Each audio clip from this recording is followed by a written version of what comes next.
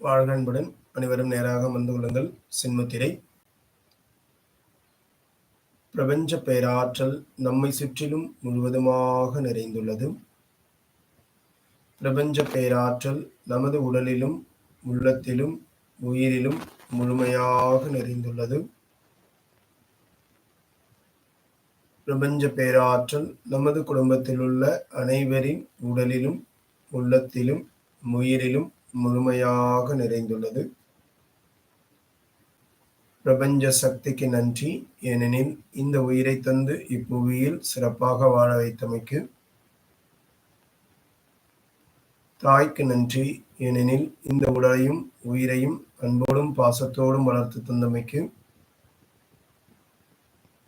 தந்தைக்கு நன்றி, ஏனெனில் இந்த உடலுக்கும் உயிருக்கும் தேவையான துணிவையும் அறிவையும் கொடுத்து வளர்த்தமைக்கு. குருவுக்கு நன்றி, ஏனெனில் இந்த உடலுக்கும் உயிருக்கும் தேவையான ஞானத்தினையும் தக்க வழியையும் காண்பித்ததற்கு. ஆதியும் அந்தமுமாய் அனைத்திலும் நிறைந்திருக்கும் அற்புத ஆற்றலே, அணுக்களை அசைத்து இயலத்தை இயக்கும் பிரபஞ்ச பேராற்றலே, சொற்களின் அதிர்வுகளாலும் காட்சிகளின் பதிவுகளாலும் எம் சிந்தையில் அடிக்கடி தோன்றும் எண்ணத்தின் உருவையே காணும் அவ்விடத்திலேயே உருவாக்கும் ஆற்றல் பெற்ற பிரபஞ்ச சக்தியே, உன்னை வணங்கி தொடங்குகிறோம், அருள்வாய் எமக்கு.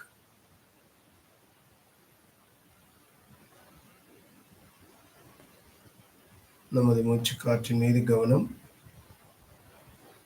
அமைதியாக இருக்கின்றோம்.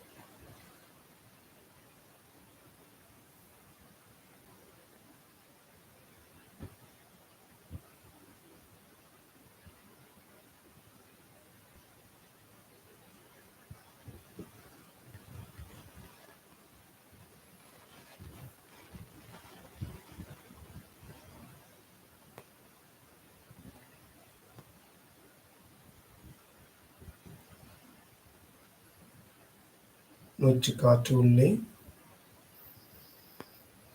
அன்பெனும் சக்தி எனது உடல் முழுவதும் நிறைந்திருக்கின்றது. அன்பெனும் சக்தியானது என்னை சுற்றிலும் என்னோடு இருப்பவரிடத்திலும் நான் பரவ செய்கின்றேன். மூச்சு காற்று உள்ளே. அன்பெனும் சக்தி எனது உடல் முழுவதும் பரவுகிறது. உடலில் உள்ள எல்லா உறுப்புகளும் அந்த உறுப்புகளை உருவாக்கிய அணுக்களுக்குள்ளும் பரவுகிறது. மூச்சு காற்று வெளியே. அன்பெனும் சக்தி என்னை சுற்றிலும் என்னோடு இருப்பவரிடத்திலும் நான் பரவ செய்கின்றேன்.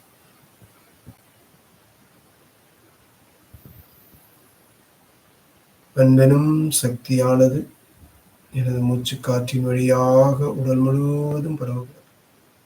உடலில் உள்ள எல்லா உறுப்புகளும் அவற்றை உருவாக்கிய அணுக்களுக்குள்ளும் பரவுகிறது.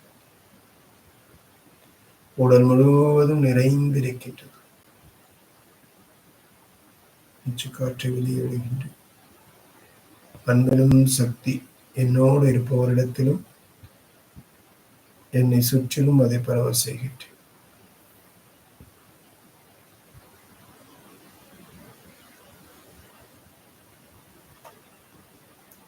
நான் என்னை நேசிக்கின்றேன்.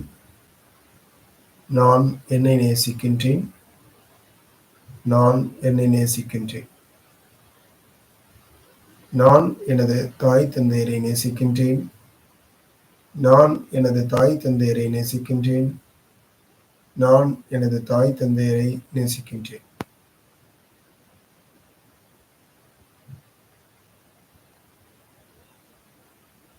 நான் என் வாழ்க்கை துணையை நேசிக்கின்றேன். நான் என் வாழ்க்கை துணையை நேசிக்கின்றேன். நான் என் வாழ்க்கை துணையை நேசிக்கின்றேன். நான் என் குழந்தைகளை நேசிக்கின்றேன். நான் என் குழந்தைகளை நேசிக்கின்றேன். நான் என் குழந்தைகளை நேசிக்கின்றேன். நான் எனது உறவுகளை நேசிக்கின்றேன். நான் எனது உறவுகளை நேசிக்கின்றேன். நான் எனது உறவுகளை நேசிக்கின்றேன்.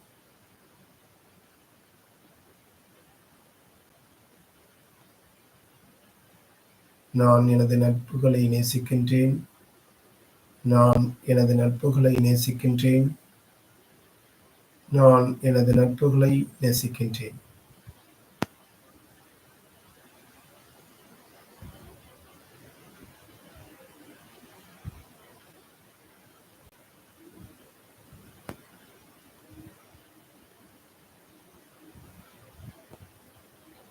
நான் இந்த உலகத்தில் உள்ள எல்லா உயிரினங்களையும் நேசிக்கின்றேன். இந்த உலகத்தில் உள்ள எல்லா உயிரினங்களையும் நேசிக்கின்றேன். எல்லா உயிரினங்களையும் நேசிக்கின்றேன். நான் என் இல்லத்தை நேசிக்கின்றேன். நான் என் இல்லத்தை நேசிக்கின்றேன். நான் என் இல்லத்தை நேசிக்கின்றேன். நான் எனது வாகனங்களை நேசிக்கின்றேன். நான் எனது வாகனங்களை நேசிக்கின்றேன். நான் எனது வாகனங்களை நேசிக்கின்றேன்.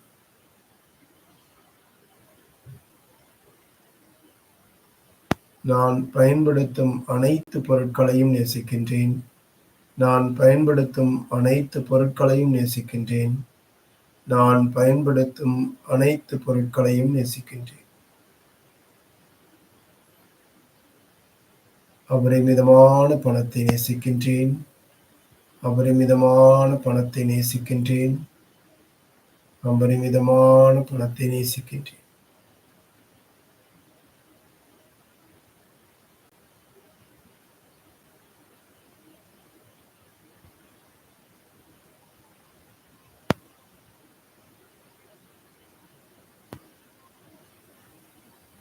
நான் இயற்கையை நேசிக்கின்றேன். நான் இயற்கையை நேசிக்கின்றேன். நான் இயற்கையை நேசிக்கின்றேன். நான் இறைவனை நேசிக்கின்றேன். நான் இறைவனை நேசிக்கின்றேன். நான் இறைவனை நேசிக்கின்றேன். மூச்சுக்காற்று உள்ளே. அன்பெனும் சக்தியானது எனது உடல் முழுவதும் பரவுகிறது. உடலில் உள்ள எல்லா உறுப்புகளிலும் இரத்த நாளங்களிலும் அன்பெனும் சக்தியானது நிறைந்திருக்கின்றது. அன்பெனும் சக்தியானது உடல் முழுவதும் படர்ந்து இரத்த நாளங்களில் கலந்து ஜீவ ஆன்மாக்கள் ஜீவ அணுக்களில் எல்லாம் கலந்து இன்று முதல் நமது எண்ணம் சொல் செயல் எல்லாம் புனிதம் பெற்று நாமும் நாம் பார்ப்பவர்களும் நம்மை பார்ப்பவர்களும் அனைவரிடத்திலும் அன்பெனும் சக்தி பரவ செய்கின்றது.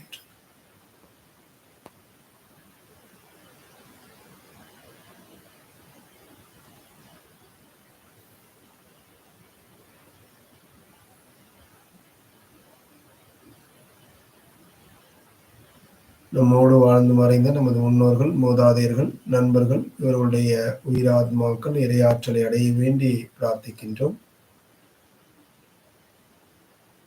நமது தாய் தந்தையருடைய உடல்கள் முழுவதும் அன்பெனும் சக்தியானது நிறைந்திருக்கின்றது. அவர்களை எண்ணி நாம் தியானிக்கின்றோம்.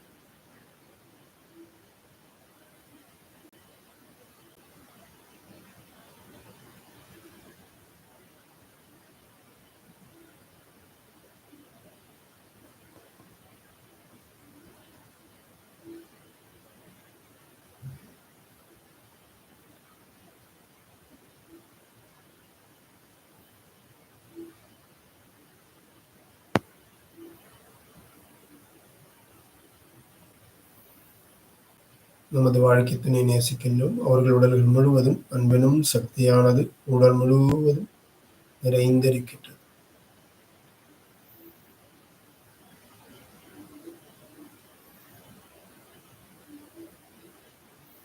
நமது குழந்தைகளுடைய உடல்கள் முழுவதும் அன்பெனும் சக்தியானது நிறைந்திருக்கின்றது. அவர்களை எண்ணி நாம் தியானிக்கின்றோம்.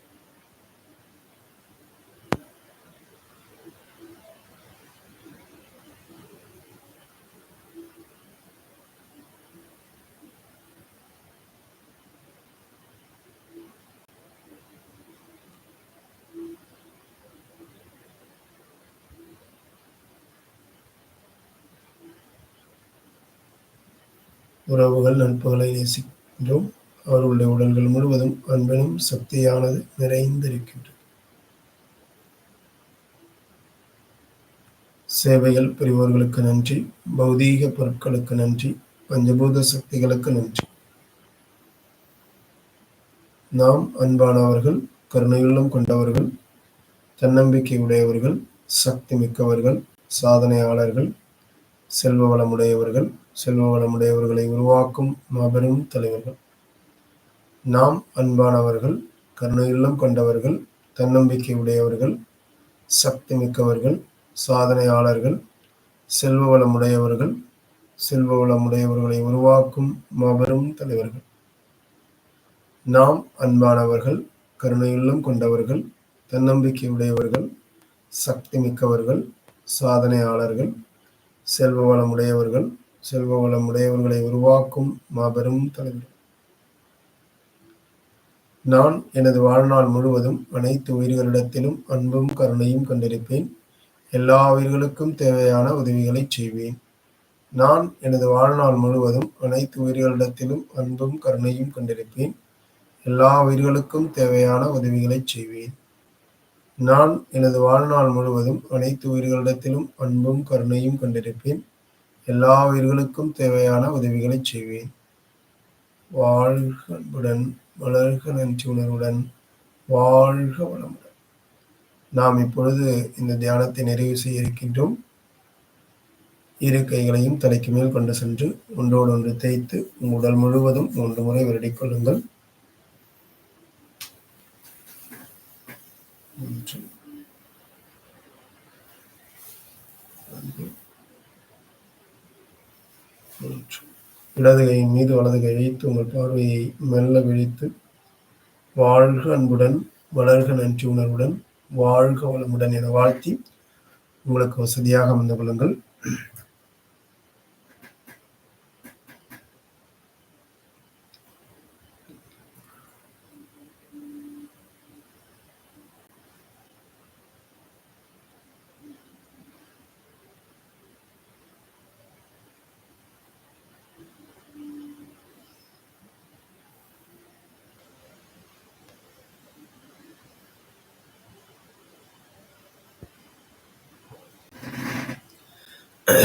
அனைவருக்கும் உற்சாகமான காலை வணக்கம். இந்த அற்புதமான இந்த ஆனந்த விடியல் இந்த நிகழ்வுல நம்மளுடைய இந்த பயணத்துல இன்று 16வது மைல்கல் நம்ம வந்திருக்கிறோம். தொடர்ந்து இந்த பயணத்துல நம்ம என்னென்னலாம் பார்த்துட்டு வரோம் அப்படின்னா, நம்மளுடைய தேகம் ஒரு ஒளி தேகமா மாறணும், நம்மளுடைய செல்கள் அந்த ஒளி ஆற்றலை பெறணும், நம்ம தேகம் வந்து சுத்தமடையணும், நம்மளுடைய ஆன்மாவை சுத்தமடையணும் அப்படின்னா துருவ நட்சத்திரத்தை எண்ணி தியானிக்கக்கூடிய அந்த தியானம். அடுத்ததான் நம்ம உடம்புல இருக்கக்கூடிய சக்ராஸ், என்னென்ன சக்ராலாம் இருக்கோ அந்த சக்ராஸ் வந்து தூய்மைப்படுத்துவதன் மூலியமாக நம்ம உடம்புடைய உடல் உறுப்புகளையும் அதனுடைய அணுக்களையும் சுத்தப்படுத்தக்கூடிய அந்த தியானம். அடுத்ததான் வந்து பாத்தீங்கன்னா நிஜமாக்கும் தியானம். அடுத்து நம்ம பார்த்த விஷயம் என்ன அப்படின்னு கேட்டீங்கன்னா, ஆன்ம உலகம் அப்படின்னு ஒண்ணு இருக்கு. அந்த ஆன்ம உலகத்துல ஆன்மாக்கள் வாழ்ந்துட்டு இருக்கிறாங்க, அந்த ஆன்மாக்கள் இருந்துட்டு இருக்குது. அது எல்லாமே இறை ஆற்றலுடைய துகள்கள், இறை சக்தி. ஆனா அது தூய்மை பெற வேண்டும் அப்படிங்கிறதுனால திரும்ப இறைவனை அடையணும் அப்படின்னா தன்னை தூய்மைப்படுத்திக்கணும், தன்னுடைய நிலையில முன்னேற்றத்தை ஏற்படுத்தணும். அதற்கு அந்த ஆன்ம உலகத்துல இருந்து பண்ணா பல யுகங்கள் ஆகும். அப்ப அதற்காக அதுங்க ஒரு இடத்தை தேர்ந்தெடுக்கிறாங்க. எந்த இடத்துலயோ ஒரு இடத்துல அந்த சோதனைகளை எல்லாம் கடந்து அந்த நிலையை அடைவதற்காக. நம்ம யாரு அப்படின்னு பார்த்தா நம்ம தான் அந்த ஆன்ம உலகத்துல உள்ள ஆன்மாக்கள். இங்க இருக்கக்கூடிய எல்லாருமே ஆன்மாக்கள் தான். அந்த உலகத்துல இருந்தப்ப எந்த பாகுபாடு எதுவுமே நம்மளுக்குள்ள இல்லை, எந்த ஒரு இதுவும் கிடையாது. நியாயம், உண்மை, இந்த மாதிரியான நேர்மையான விடயங்கள் மட்டும்தான் அங்க இருக்கு. ஏன்னா இங்க இந்த பூமியில வந்து பாத்தீங்க அப்படின்னா எல்லா ஆன்மாக்களும் ஒன்னா வாழ்றோம், நல்லவங்களும் வாழ்றோம், கெட்டவங்களும் வாழ்றோம், நம்மளை சேர்த்து எல்லாருமே வாழ்ந்துட்டு இருக்கிறாங்க. ஆனா ஆன்ம உலகத்துல அப்படி கிடையாது. நல்ல ஆன்மாக்கள்லாம் நல்ல ஆன்மாக்கள் தனியே இருப்பாங்க, மோசமான ஆன்மாக்கள் தனியே இருப்பாங்க, ரொம்ப கொடூரமான ஆன்மாக்கள் தனியே இருப்பாங்க, அதை விட ரொம்ப மோசமான ஆன்மாக்கள் தனியா இருப்பாங்க. இப்படிதான் அவங்கவுங்க தனித்தனி செட்டப்பா இருக்கிறதுனால அங்க வந்து அந்த ஒரு 3 தலங்களை தவிர மிச்சம் இருக்கிற எல்லா தலங்கள்லையும் ஓரளவுக்கு நல்ல ஆன்மாக்கள் அப்படிங்கிறப்ப அவங்க எல்லாம் சேர்ந்து வாழ்ந்துட்டு இருக்க போறதுனால அந்த இடம் நல்லா இருக்கும். ஆனா இங்க நம்ம அப்படி இல்லை, அந்த மாதிரி இருக்க முடியாது. நம்மளை சுற்றி வந்து ஏன்னா எல்லா ஆன்மாக்களும் அங்கேருந்து தான் வர்றோம், வேணும்னு முன்னேறணும்னு சொல்லி வர்றப்ப இங்க அந்த தன்மையில நம்ம வாழ்ந்துட்டு இருக்கிறோம். இதை நம்ம புரிஞ்சுக்கிட்டாலே நம்ம வாழ்க்கையை சுற்றி எந்த விஷயத்தை பத்தி நம்ம கவலைப்பட மாட்டோம். அடுத்ததாக மனம்ன்றது என்னன்னா, ஐம்புலன்களுடைய கட்டுப்பாடு. நம்ம ஐம்புலன்களை கட்டுப்பாட்டுல வச்சிருந்தோம்னா, நம்மளால நம்ம மனதை அறிந்து கொள்ள முடியும். அதுல வெளிமனம் அப்படிங்கிறது அது ஸ்தூல மனத்தை சார்ந்தது. ஸ்தூல மனசு அப்படின்னா, ஆன்மீகத்துக்கு எதிராக சொல்லக்கூடியது. அதுவே ஆழ்மனம் அப்படிங்கிறது இறை சக்தி நிறைந்தது. உங்களை ஆன்மீக ஆன்மீக வழியில எடுத்துட்டு போகக்கூடியது. உங்களுடைய அத்துணை பிறவிகளுடைய பதிவுகளும் அதுல இருக்கும். அந்த ஆழ்மனசுல. அது ஆன்மாவோட இணைந்தது. ஆன்மா கூடயே இணைந்து தான் வரக்கூடியது அப்படிங்கிறதையும் நம்ம பார்த்தோம். அடுத்ததாக வந்து பார்த்தீங்க அப்படின்னா, பிரபஞ்ச மனம். இது உலகத்துல இருக்கக்கூடிய எல்லா உயிர்களினுடைய எண்ணங்களுடைய தொகுப்பு. அப்ப அது எப்படி வந்துட்டே இருக்கும், அலைவரிசையா வந்துட்டே இருக்கும். நீங்க என்ன அலைவரிசையில இருக்கிறீங்களோ, அது நீங்க எடுத்துக்குவீங்க. அதை ரிசீவ் பண்ணியிருக்கீங்க அப்படின்றத பார்த்தோம். நம்மளுக்குள்ள என்ன எண்ணங்கள் அதிகமாக இருக்குதோ, அது சார்ந்து நம்முடைய காந்தப்புலம் இருக்கும். அதற்கு ஏற்ற விடயத்தை நாம ஈர்த்துட்டே இருப்போம் நம்முடைய வாழ்க்கையில அப்படிங்கிறத நம்ம பார்த்தோம். சரிங்களா? அடுத்ததா வந்து பார்த்தீங்க அப்படின்னா, அன்பு தியானம், அடுத்து பிரபஞ்ச தியானம். நம்மளை வீழ்த்தக்கூடிய சக்திகள் என்னென்ன அப்படின்னு பார்த்தீங்கன்னா, மோகம், அடுத்ததாக சந்தேகம், அகங்காரம், பயம், பொறாமை, காம உணர்வு. நேற்று பார்த்தது வந்து நம்மளுடைய காம உணர்வு அப்படின்ற அந்த ஒரு நம்மளை உயர்த்துவதற்கும் வீழ்த்துவதற்கும் உள்ளமான சக்தி அது.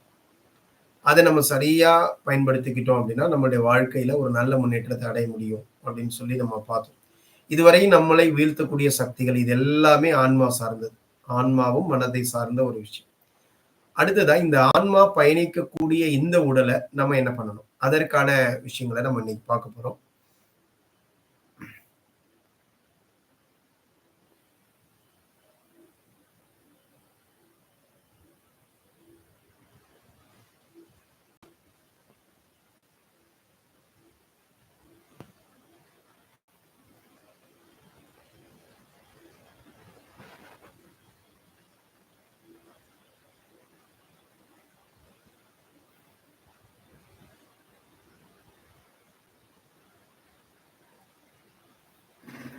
ஆனந்தல் விடியல் 16வது மைல்கல். இன்னைக்கு நம்ம என்ன பார்க்க போறோம் அப்படின்னு கேட்டீங்கன்னா, இந்த ஆன்மா இருக்கணும் அப்படின்னா, இந்த ஆன்மா வாழணும்னா, ஆன்மா உலகத்துல இருந்துகிட்டு நிறைய இன்னைக்கு வந்து ஆன்மா கிடங்குகள்ல பார்த்தீங்கன்னா, நிறைய ஆன்மாக்கள் வந்து புதிய உடலுக்காக காத்துட்டு இருக்குதாமா. ஏன் அப்படின்னு கேட்டீங்கன்னா, அந்த ஒரு இது அவ்வளோ பேரு அதை தன்னை முன்னேற்றிக்கணும்னு நினைக்கக்கூடிய ஆன்மாக்கள் இருக்காங்க. அந்த உடல்கள் அதுங்களுக்கு தேவையான சரியான உடல்கள் கிடைக்கணும். அதுக்காக அதெல்லாம் வெயிட்டிங். சரிங்களா? காத்துட்டு இருக்குது. அதே மாதிரி நம்ம கிடைச்சு வந்திருக்கிறோம். இங்க வாழ்ந்துட்டு இருக்கிறோம். நமக்கு எது இப்ப நம்ம நம்ம இந்த ஆன்மா பயணம் பண்ணணும்னாலும், நம்ம இந்த ஆன்மாவுடைய விருப்பங்கள் நடக்கணும், நிகழணும் அப்படின்னாலும், நம்மளுடைய எண்ணங்களையும் நம்மள முன்னேற்றணும், நம்மள உயர்த்திக்கணும் அப்படின்னாலும், அதுக்கு எது ஆதாரமா இருக்கு அப்படின்னா, இந்த உடல் தான். அப்ப இந்த உடலை வச்சுதான் இன்னைக்கு நமக்கு ஒரு ஒரு வடிவம், ஒரு அங்கீகாரம் எல்லாமே கிடைச்சிட்டு இருக்கு. அப்ப இந்த உடல் வந்து நல்லா இருக்கணும். இப்போ நம்ம ஒரு சட்டை போடுறோம், இல்ல ட்ரெஸ் ஏதோ போடுறோம்னு வச்சுக்கோங்களேன். அந்த ட்ரெஸ் புதுசா இருந்தா நல்லா இருக்கும் தானே! அது எப்பயுமே நல்லா இருந்தா அந்த ட்ரெஸ்ஸ நம்ம போட்டுட்டே இருப்போம். அது கசங்கி, கிழிஞ்சு போய் கையில கொஞ்சம் கிழிஞ்சிருக்கு, கால்ல கொஞ்சம் கிழிஞ்சிருக்கு, இல்ல அங்க இங்க உடம்புல எல்லாம் கிழிஞ்சிருக்கு அப்டின்னா அத போடுவோமா? போட மாட்டோம். ஏன்? அந்த ஆடை சரியில்லன்னு அர்த்தம். அப்ப இதே மாரி இந்த ஆன்மா இருக்கக்கூடிய இந்த ஆடை, நம்முடைய உடல் இருக்கு இல்லையா? இது சரியா இருந்தா மட்டும் தான் இந்த ஆன்மாவால இதுக்குள்ள இருக்கவே முடியும். முடிஞ்ச வரைக்கும் பார்க்கும். ரொம்ப மோசமாயிடுச்சுன்னா, சரிப்பா இது இனிமே நமக்கு வேணாம். இத விட்டுட்டு நம்ம போயிடலாம். திரும்ப பார்த்துக்கலாம் அப்படின்னு சொல்லி அது ஒரு ஒரு ஸ்டேஜ்ல அது வெளியாயிடும். அப்போ இந்த மாதிரி தான் ஒவ்வொரு ஆன்மாக்களும் பண்ணிட்டு நம்ம என்ன பண்ணிட்டு இருக்கோம்? இங்க பொறந்து இந்த உடம்பு தான் நிஜம், இந்த வீடு தான் நிஜம், இந்த வாகனங்கள் தான் நிஜம், இந்த உறவுகள் தான் நிஜம், இங்க இருக்கிற படிப்புகள்லாம் நிஜம். இங்க இருக்கிறது இது பார்த்தோம் இல்லையா? உடல் சார்ந்த உணர்வுகள். உடல் சார்ந்த உணர்வுகள் என்னென்ன? இந்த காம உணர்வு, உடல் சார்ந்த உணர்வுகள், நம்ம பசி, நம்மளுடைய சுவை, நம்மளுடைய இதெல்லாம் வந்து உடல் சார்ந்த உணர்வுகள். இப்ப அகங்காரம் அதெல்லாம் உடல் சார்ந்து வராது. அதெல்லாம் மனம் சார்ந்த விஷயங்களா இருக்கும். அப்ப இந்த மாதிரி அதெல்லாம் உண்மைன்னு நினைச்சிட்டு இருக்கோம். இதெல்லாம் மாயை. இதெல்லாம் பொய். அப்ப பொய்ன்னா நம்ம ஏன் அப்படியே விட்டுறலாமா? அப்போ நெறைய பேருக்குள்ள ஒரு சின்ன டவுட் வந்துருது. நான் அத உங்களுக்கு ஒரு ஒரு கிளாரிட்டி குடுக்கணும். என்ன அப்படின்னா, ஆன்மா வந்து வரும்பொழுதே எல்லாமே டாபிக் எல்லாம் முடிவு பண்ணிட்டு தான் வருதுன்னு சொல்றீங்க. அப்ப இதெல்லாம் நடக்குன்னு தான் சொல்றீங்க. அப்ப இதெல்லாம் நடக்கும் அப்படின்னா, நான் ஏன் ஏதாச்சும் செய்யணும்? பேசாம இருக்கலாம்ல. என்ன நடக்க போதோ அதான் நடக்க போகுது. நான் செஞ்சு எதுவும் மாறப்போறல இல்ல. அப்படிங்கிற ஒரு எண்ணம் எல்லாருக்குள்ளயும் வரலாம். ஆ நல்லா புரிஞ்சுக்கோங்க. தெளிவா புரிஞ்சுக்கோங்க. என்ன அப்படின்னா, அங்க வந்து என்னென்ன டாபிக் வேணும். எனக்கு வந்து வந்து நான் அதிகமா வந்து எனக்கு பொறாமை உணர்வு போன ஜென்மத்தில இருந்திருக்கிறேன். இந்த வாட்டி நான் பிறக்க போறதுல வந்து பொறாமை உணர்வ நான் நீக்கணும். அடுத்து நான் அகங்காரம் எனக்கு அதிகமா இருந்திருக்கு. அப்ப அந்த அகங்காரத்த நான் வந்து போக்கணும் எனக்கு. அப்ப அகங்காரம் சார்ந்த அந்த உணர்வை நான் வந்து அதிலேருந்து விடுதலை ஆகறதுக்கான வாய்ப்புகள் இருக்கக்கூடிய ஒரு உறவு, ஒரு குடும்பம், அந்த தாய் தந்தையரை நான் தேர்ந்தெடுக்கிறேன். அவங்க கிட்ட போனேன் அப்படின்னா, அவங்கலாம் ரொம்ப அந்த அகங்காரத்திலேயே இருந்துட்டு இருக்கிறாங்க. அப்ப அவங்க கிட்ட நான் போய் பிறந்து அந்த அகங்காரத்த நான் எப்படி ஜெயிக்கிறது அப்படின்றத நான் இருந்து அங்கிருந்து கத்துக்கணும்னு ஆசைப்படுறேன். அப்படின்னு சொல்லி ஒரு டாபிக் இதெல்லாம் இந்த விஷயம் எனக்கு வேணும். இந்த டாபிக்ல எனக்கு இதுல எனக்கு முன்னேற்றம் வேணும். அப்ப இதெல்லாம் என்னுடைய வாழ்க்கையில வர்ற மாரியான குடும்பம் எது? அந்த குடும்பத்துக்குள்ள நான் போய் பொறக்கிறேன் அப்படின்னு சொல்லிட்டு வந்துர்றோம். சரிங்களா? இவ்வளவுதாங்க. இந்த இந்த டாபிக் மட்டும் தான் யார சந்திக்க போறீங்க? என்ன பண்ண போறீங்க? நீங்க என்ன ரியாக்ட் பண்ண போறீங்க? நீங்க அடுத்து பணக்காரரா ஆக போறீங்களா? பிறக்கும்போது என்ன செல்வ வளம் இருக்குங்கிற குடும்பத்த மட்டும் தான் பார்க்க முடியும். நீங்க என்னவா ஆக போறீங்க அப்படிங்கிற விஷயம் பார்க்க முடியாது. சரிங்களா? நீங்க அதெல்லாம் எதை சார்ந்தது? அதுதான் கர்மா. அதுதான் உங்களுடைய செயல். உங்களுக்கு முழு சுதந்திரத்தோட வந்துடுறீங்க. இப்போ என்ன ஆச்சுன்னா வந்துட்டு நீங்க இப்ப நினைவுல இருக்கும். என்ன நினைவுல இருக்கும்? என்னத்துக்காக வந்திருக்கிறோம்? எத ஜெயிக்க போறோம்ங்கிறதுக்கு வந்திருக்கிறோம். அப்ப அதெல்லாம் நினைவுல இருந்துட்டே இருக்கும். அந்த ஆன்மா அப்பயே சொல்லுது பாருப்பா, ரொம்ப பார்த்துக்க. நீ இதுக்கு தான் வரணும்னு சொல்லி அந்த தொடர்பு இருந்துட்டே இருக்கும். பேச ஆரம்பிக்கிறப்ப எல்லாம் முடிஞ்சுது. அவ்வளோதான். எல்லாம் கட் ஆயிடுது. இப்ப சிக்னல் கட் ஆயிடுச்சு. இனிமே நீங்க என்ன பண்ணணும்? உங்களுடைய சொந்த அறிவுல தான் அது எல்லாத்தையும் கண்டுபிடிச்சு நீங்க வாழணும். இப்ப உண்மையிலேயே நீங்க அதெல்லாம் வாழும்போது எனக்கு ஏன் இப்படி நடக்குது அப்படி நடக்குதுன்னு சொல்ல முடியுமா? இப்ப நாம செயலாற்றணும். இந்த செயல் எப்படிப்பட்ட செயலா இருக்கணும்? நல்ல செயல்களாக ஆற்றும் பொழுது அந்த ஆன்மா உயர்ந்த நிலையை நோக்கி போகும். நீங்க அதை விட்டுட்டு நீங்க தேவையில்லாத செயல்களை ஆற்றும் உங்களுக்கு சில பேருக்கு வந்து நல்ல செயல்கள்ங்கிறது எதுவா இருக்கும்? சில பேருக்கு அடுத்தவங்களை சீண்டிக்கிட்டே இருக்கணும், இல்லைன்னா குற்றம் சொல்லிக்கிட்டே இருக்கணும், குறை சொல்லிக்கிட்டே இருக்கணும். அது அவங்களுக்கு இன்பமா மாறிடும். ஏன்னா அவங்களே மறந்துடுவாங்க. அப்ப அதுதான் செஞ்சுட்டு இருப்பாங்க. அது நல்லதா? உங்களுடைய செயல் அதுக்கு ஒரு அளவுகோல் வச்சுக்கோங்க. உங்களுடைய செயலால உங்களுக்கோ, உங்க குடும்பத்துக்கோ, இல்ல மத்தவங்களுக்கோ இன்னைக்கோ, என்னைக்குமோ எந்த விதமான பாதிப்பையும் மனதளவிலோ, உடலளவிலோ வராத அளவுக்கு நீங்க செய்றீங்க அப்படின்னா, அது ரைட். அப்படி இல்லை அப்படின்னா, நீங்க அத வந்து அந்த ஆன்மீகத்துக்கு எதிரான வழியில போறீங்க அப்படின்றத நம்ம அளவுகோலா வச்சுக்கலாம்.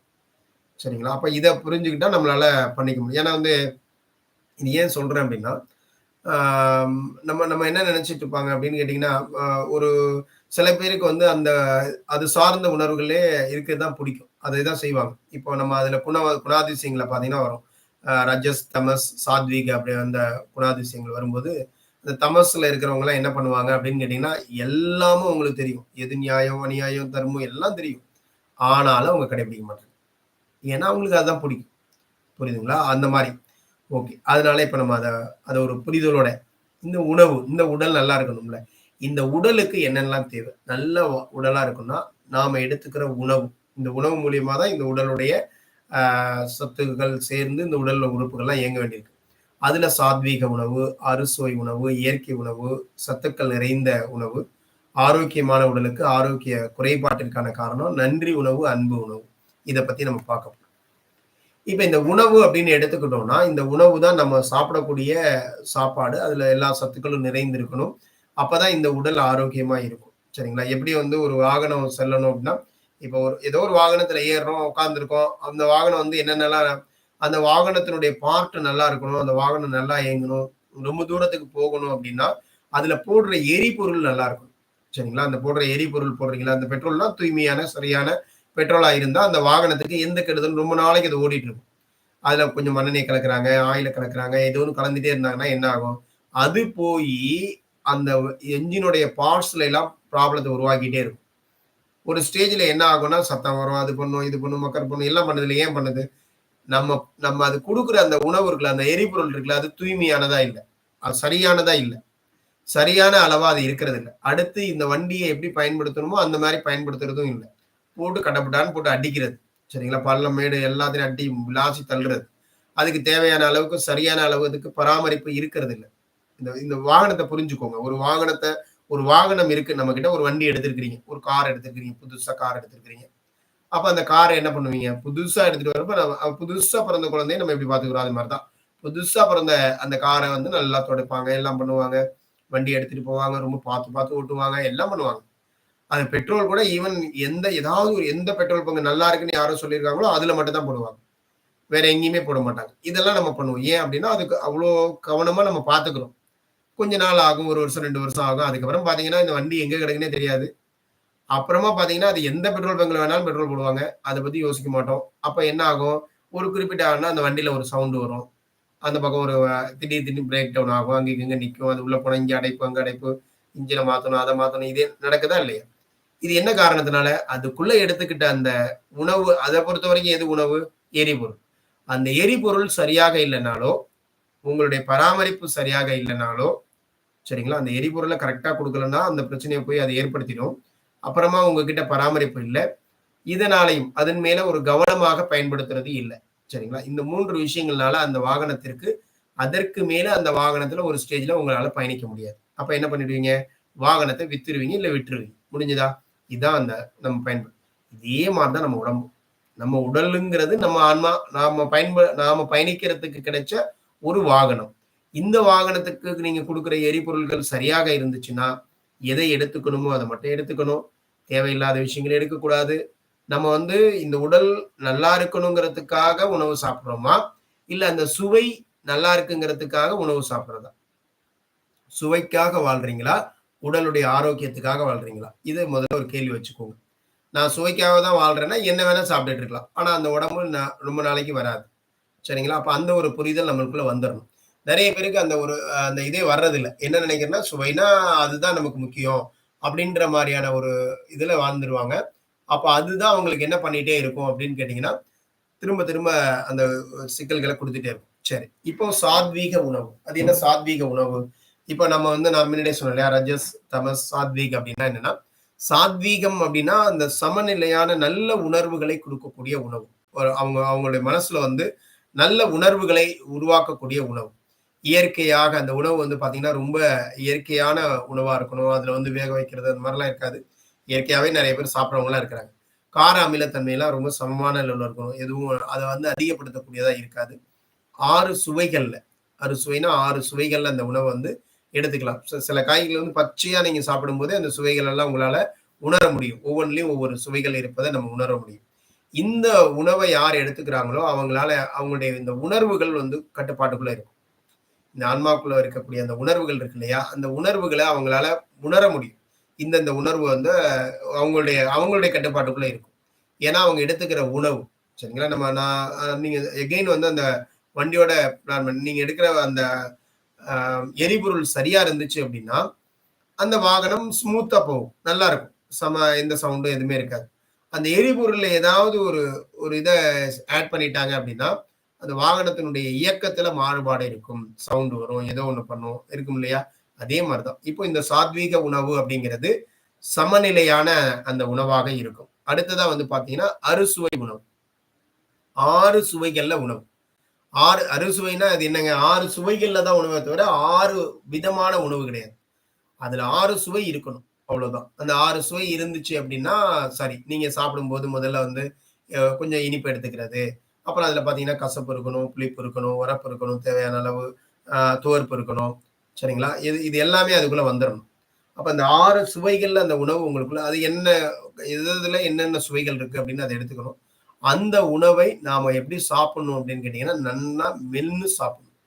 உணவ வந்து குடிக்கணும். இப்ப நீங்க உணவ வந்து நீங்க சாப்பிடுறீங்க அப்படின்னா, இத வந்து நெறைய நம்ம கேள்விப்பட்டிருக்கலாம். நம்ம இந்த உணவு முறைகள வந்து சொல்லும்பொழுது, இப்படி சாப்பிடணும், இப்படிலாம் சாப்பிட்டா நல்லது அப்படின்னு வந்து ம் கீலர் பாஸ்கர் ஐயா அவர்கள் தான் வந்து முதல்ல வந்து சொன்னது. சரிங்களா? அந்த உணவு முறைகள வந்து நம்ம இப்படிலாம் நம்ம ஆனா அந்த காலத்துல கேள்விப்பட்டிருக்கோம். நமக்கு தெரியல. ஆ நெறைய சொல்லுவாங்க. "நொறுங்க தின்னால் 100 வயது" அப்படின்னு சொல்லுவாங்க. அப்படின்னா என்ன அர்த்தம்? நல்லா மென்னு சாப்பிடுப்பா. இத முன்னாடியே சொல்லியிருக்காங்க. ஆனா நம்ம கேட்க மாட்டோம். அத பத்தி கொஞ்சம் சொன்னதுக்கு முறகு விளக்கம்லாம் சொன்னதுக்கு முறகு, இன்னைக்கு கொஞ்சம் விழிப்புணர்வு, அவேர்னஸ் வந்துச்சு. அப்ப 6 சுவைகள்ல நம்ம சாப்பிடணும். உணவு சாப்பிடுறப்ப வேற எதையும் நெனச்சுட்டு சாப்பிடக்கூடாது. பேசிட்டு சாப்பிடக்கூடாது. வேற எதுவும் பார்த்துட்டுலாம் சாப்பிடக்கூடாது. வாய மூடிட்டு மென்னுட்டு சாப்பிடணும். நெறைய பேர் சாப்பிடுவாங்க. வாய வந்து இப்படியே மூடி மென்னு மென்னு அந்த வாய தொறந்துட்டுலாம் இப்ப சாப்பிட்டீங்கன்னா, இந்த காற்று போய் சேர்ந்துச்சு அப்படின்னா, உமிழ்நீரோட அந்த உணவுப் பொருள் சேராது. அப்ப சேரலைன்னா என்ன ஆவாது? உங்களுக்கு தேவையான சத்துக்கள் சேராது. சும்மா சக்கையா உள்ள போகும். அப்படியே சக்கையாவே வெளில வந்துரும். அப்ப அந்த 6 சுவைகள்ல அந்த உணவு இருக்கணும். அத நல்லா நீங்க என்ன பண்ணணும்னா, மென்னு சாப்பிடணும். சரிங்களா? நல்லா மென்னு கூழா தான் குடிக்கணும். அந்த அளவுக்கு அத மென்னு சாப்பிடணும். இத நம்ம கேட்போம். கேட்கிறப்ப ஒரு 2 நாள் பண்ணுவோம். அப்புறம் விட்டுருவோம். அது எப்பயுமே அது என்ன காரணம்னா, அத சப்கான்ஷியஸ்க்குள்ளேயே நம்ம வச்சுக்கிறது இல்ல. கான்ஷியஸா அப்படியே ஓகே விட்டுட்டு போயிட்டே இருக்கிறது. மறந்துறது. அன்னன்னைக்கு நிகழ்வுல நம்ம போயிறது. அப்போ நம்ம சாப்பிடுற உணவு சாப்பிடுறதுங்கிறது நம்ம உடம்புக்கு கொடுக்குற எரிபொருள். அது நல்லா புரிஞ்சுக்கோங்க. அது சரியா இருக்கணுங்கிறத கவனமா இருந்துட்டீங்கனாலே நமக்கு வந்துரும். அப்ப இந்த மாதிரி அந்த 6 சுவைகள அத சாப்பிடுங்க. மென்னு சாப்பிடுங்க நல்லா. சாப்பாடு சாப்பிட்டுட்டு இருக்கப்ப தண்ணி குடிக்க நமக்கு வந்து பசியும், தாகமும் ஒண்ணாவே வராது. பசியும், தாகமும் நமக்கு ஒண்ணா வராது. பசி ஒரு டைம் வரும். பசிக்கிற நேரத்துல தாகம் எடுக்காது. தாகம் எடுக்கிற நேரத்துல பசிக்காது. சரிங்களா? அப்ப மாத்தி பண்ணீங்கன்னா, அது நின்னுடும். ஏதோ ஒண்ணு நின்னுடும். அப்ப அந்த மாரி நல்லா புரிஞ்சுக்கணும். நெறைய பேரு நம்ம பழக்கத்துல என்ன சாப்பாடு கொண்டாந்து வச்சா தண்ணியும் பக்கத்துல வச்சுருவாங்க. இது சமீப காலத்துல அப்படியே வந்துருச்சு. அது இருக்கட்டும். ஆனா நம்ம குடிக்கணுங்கிற அவசியம் இல்ல. நீங்க மென்னு சாப்பிட்டீங்கன்னா குடிக்கணும்னே தோணாது. நீங்க நல்லா மென்னு சாப்பிட்டுட்டு, நீங்க அதுக்கப்புறம் என்ன பண்றீங்க அப்படின்னு கேட்டீங்கன்னா, ஒரு ஒரு 1/2 அன் ஹவர் ஆனதும்போது பார்த்தீங்கன்னா, அதுவா தாகம் எடுக்கும். அப்ப நீங்க அப்படியே கொஞ்சம் கொஞ்சமா மடக்கு மடக்குன்னு எப்படின்னா, தண்ணீய குடிக்கும்போது மட்டும் வாய்க்குள்ள உறிஞ்சு நீங்க குடிச்சு, அத கொஞ்ச நேரம் வாய்க்குள்ள வச்சிருந்து, நல்லா கொப்பளிச்சுன்னு சொல்லுவோம் இல்லையா? உமிழ்நீரோட கலக்க விட்டு, கொஞ்சம் கொஞ்சமா அத திங்கணும். தண்ணிய வந்து திங்கணும். உணவ குடிக்கணும். அப்படி நீங்க செய்யும்போது என்ன ஆகும் அப்படின்னா, உடல் முழுசும் வந்து நல்ல அ நெறைய விஷயங்கள் உங்களால இதையே உணர முடியும். ஒரு 1 மாத காலம் இத செஞ்சீங்கன்னா, இதுலயே நெறைய மாற்றம் உங்க உடம்புக்குள்ள தெரியும். சரிங்களா? அப்ப அந்த மாதிரி நீங்க வச்சுக்கோங்க. சில பேர் எது உப்பு அளவு, எது வந்து சரியான உப்பு அளவு, அதெல்லாம் யாரு உங்களுக்கு மருத்துவர்னா உங்க நாக்கு தான். எந்த அளவுக்கு உங்களுக்கு உப்பு கேட்குதோ, அந்த அளவுக்கு நீங்க குடுக்கணும். காமனாலாம் உப்பு அளவெல்லாம் கிடையாது. உங்க நாக்கு எந்த அளவுக்கு கேட்குதோ, அந்த அளவுக்கு. உங்க நாக்கு எந்த அளவுக்கு உரப்பு கேட்குதோ, அந்த அளவுக்கு. அதுதான் உங்க உடம்புக்கான தேவையான அளவு. சரிங்களா? எல்லாருக்கும் ஒரே மாதிரி உப்பு, ஒரே மாதிரி அதெல்லாம் குடுக்க முடியாது. சரிங்களா? அந்த மாரி 8 லிட்டர் தண்ணீ குடிக்கணுங்கிறாங்க. இல்ல 5 லிட்டர் தண்ணீ குடிக்கணுங்கிறாங்க. அது எப்படி 5 லிட்டர் எல்லாரும் குடுக்க முடியும்? ஏசி ரூம்ல உட்கார்ந்திருக்கிறவர் குடிச்சிட்டே இருப்பாரா? அதெல்லாம் கிடையாது. அவங்கவங்களுடைய வேலைக்கு தகுந்த மாதிரி அவங்களுக்கு எவ்வளவு தாகம் எடுக்குதோ, அந்த அளவுக்கு தண்ணீ குடிச்சுக்கணும். இத நீங்க சரியா வச்சுக்கிட்டீங்க அப்படின்னா, நம்மளுடைய உடல்ல உணவு முறைகள்ல நாம சரியா இருக்கிறோம். இது ரொம்ப முக்கியம். இந்த உணவு எடுக்கும்போது சரியான முறையில எடுக்கிறோம். அப்ப இயற்கையான உணவு. இன்னைக்கு இயற்கையான உணவு அப்படின்றத நம்ம எடுத்துட்டு இருக்கிறோமா? அப்படின்னா, இயற்கையான சாகுபடி இருக்குதா? பாரம்பரிய விதைகள வச்சு தான் நம்ம இன்னைக்கும் சாகுபடி பண்றோமா? மண் வளம் சரியா இருக்குதா? இயற்கை உரங்கள் போடுறோமா? இயற்கை பூச்சி விரட்டிய பயன்படுத்துறோமா? இது ரொம்ப முக்கியம். இந்த இயற்கை உணவு இன்னைக்கு கிடைக்குதா அப்படின்னா, அது ஒரு பெரிய கொஸ்டின் மார்க்கா இருக்கு. புரியுதுங்களா? ஏன் அப்படின்னா, நம்ம வீட்ல என்னோட வீட்ல நான் இயற்கையா சாகுபடி பண்றேன் அப்படின்னாலும், என்னை சுத்தி இருக்கிற நிலங்கள்லாம் என்ன பண்றாங்கன்னா, அவங்க செயற்கையான உரங்கள தான் பயன்படுத்துறாங்க. அப்போ அந்த தண்ணி கடந்து போகுது. அத நம்ம தவிர்க்க முடியாது. வேற வழி இல்லங்கிற மாரி ஆயிப்போச்சு இன்னைக்கு. அது நம்ம இயற்கையா பண்றதையும் வந்து அவங்க எதிர்க்கிறது மட்டும் இல்லாம, நம்ம வீடுகள் வழியாவும் அவங்க எதிர்ப்பாங்க. "ஏன் உங்க வீட்டு ஒண்ணும் புத்தி இல்லையா? ஏன் இந்த மாரிலாம் பண்ணிட்டு இருக்கிறாரு?" அப்படின்னு அவங்க சொல்லிவிடுவாங்க. அப்புறம் இவங்களுக்கு புரிஞ்ச அளவுக்கு இவங்க நம்மள இது பண்ணுவாங்க. வீட்ல அப்பா, அம்மா எல்லார்கிட்டயும் சொல்லுவாங்க. "என்னம்மா வந்து இப்படி பண்ணிட்டு இருக்கிறான்?" அப்படின்னு எல்லாருமே பேச ஆரம்பிச்சுருவாங்க. அப்போ ஒரு சமூகத்தை எதிர்த்தே இந்த விஷயத்த பண்ற மாரி இன்னைக்கு சூழல் அமைஞ்சு போச்சு. ஏன் அப்படின்னா, நம்ம மைண்ட் செட் வந்துட்டோம். ஒரு காலத்துல இந்த செயற்கை உரத்த வந்து யாருமே பயன்படுத்தல. நம்மளுடைய முன்னோர்கள்லாம் இயற்கையா தான் பண்ணிட்டு இருந்தாங்க. அப்ப அவைங்கள்ட்ட வந்து இவைங்க இந்த உப்புக்காரைங்க இருக்கிறாங்கல்ல, யூரியாக்காரைங்க. அத விக்கிறதுக்காக முதல்ல வந்து என்ன பண்றாங்க, "இத போடுங்க நல்லா இருக்கும். அதெல்லாம் இங்க யாரும் வரக்கூடாது. ஓடி போடுங்கன்னுலாம் விரட்டி விட்டாய்ங்க. இவன் பார்த்தானுங்க, எப்புட்றா இவைங்கள பழக்கப்படுத்துறது அப்படின்னு பார்த்துட்டு, இரவு நேரங்கள்ல வந்து சில வயல்கள்ல மட்டும் தெளிச்சு விட்டு போயிறது. திடீர்னு பார்த்தா அந்த வயல் மட்டும் பயங்கரமா பசுமையா, பயங்கரமா வளர்ந்திருக்கும். என்னது இது மட்டும் நம்மளுது மட்டும் நல்லா இருக்குதே அப்படின்னு பார்த்தா, அப்ப அவங்க வந்து இத சொல்லி சொல்லி அப்படியே கொஞ்சம் கொஞ்சமா உள்ள புகுத்திட்டாங்க. எளிமையாயிடுச்சு. இப்போ உடம்புக்கு ஆடுகள்ல மாவு அரைச்சா நல்லது. அம்மியில அரைச்சா நல்லாருக்கும். சுவையாவும் இருக்கும். உடம்புக்கும் நல்லது. பெண்களுடைய உடல் உறுப்புகளுக்கும், உடலுடைய தகுந்த மாதிரி அவங்க என்ன பண்ணாங்கன்னா, இந்த மாதிரி வேலைகள் வச்சிருந்தாங்க. ஆடுகள் வைக்கும்போது அவங்களுக்கு அது ஒரு பயிற்சி. அதுல ஒரு அந்த அவங்களுக்கு தேவையான அக்குப்ரெஷர்ஸ் வேலை செய்யும். அந்த கர்ப்பப்பையிலேருந்து எல்லாத்துக்கும் தேவையான அவங்களுடைய ஹார்மோன்ஸ்க்கு தேவையான எல்லாமே அதுக்குள்ள ஒரு பயிற்சி இருக்கு. அவங்க வீடுகள்ல உட்கார்ந்து எல்லாம் வந்து துடைப்பாங்க, மண்டி போட்டு அதெல்லாம் பண்ணுவாங்க. இயற்கையான சாணம்லாம் மொழுகிட்டு இருந்தாங்கன்னா, அப்போ வந்து அந்த அந்த உடல் உறுப்பு அத்தனையும் இயங்கும்போது அவங்களுடைய உடல்ல வந்து அந்த கர்ப்பப்பையிலேருந்து எல்லாமே பலமா இருந்துச்சு. அது எல்லாமே நல்லா இருந்துச்சு. சரிங்களா? ஆனா இன்னைக்கு அது இருக்கான்னா இல்ல. அது அது மாறி போச்சு இன்னைக்கு. அப்ப இதெல்லாம் இல்லாம இப்ப போய் திடீர்னு அது ஏன்னா அவங்க எளிமைக்கு மாறிட்டாங்க. இயற்கையா விஷயங்கள், சில விஷயங்கள். இன்னைக்கு கீழ நெறைய பேர் உட்கார்றதே கிடையாது. சமணம் போட்டு இப்ப நான் கீழ சமணம் போட்டு உட்கார்ந்திருக்கேன். ஒரு சேர்ல உட்கார்ந்துக்கலாமா? ஏன் வேண்டியதில்ல. அத விட எவ்வளோ நேரம் உங்களால சமணம் போட்டு உட்கார்ந்துக்க முடியுதோ, நீங்க அவ்வளோ ஆரோக்கியமா இருக்கிறீங்கன்னு அர்த்தம். சில பேர் 5 நிமிஷம், 10 நிமிஷம் மேல உட்கார முடியலம்பாங்க. கீழ உட்கார்ந்துட்டு எழுந்திரிக்கவே முடியலம்பாங்க. அப்ப என்ன நடக்குது?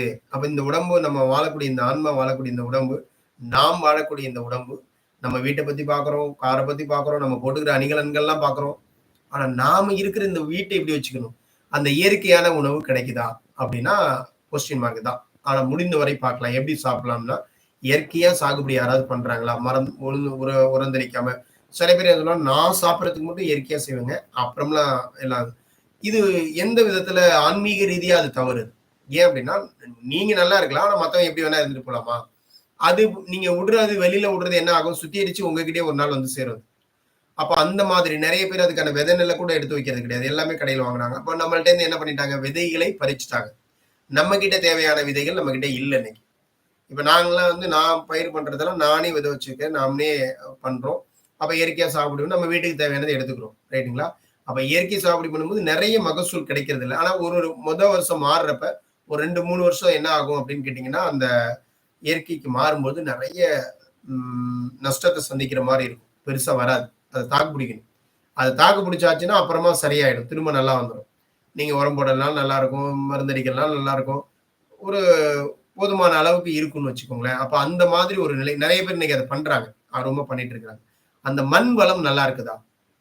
இந்த மண் வளத்துல யூரியாவையும், உரத்தையும் அதையும் போட்டு, போட்டு, போட்டு பூச்சி மருந்து அடிக்கிறது, அத அடிச்சு, அது மண்ணுல கொட்டி நன்மை செய்றதெல்லாம் செத்து போயி, அந்த மண்ணுல ஒண்ணுமே இல்ல. 100% அதுல ஒரு 40% கூட இல்ல.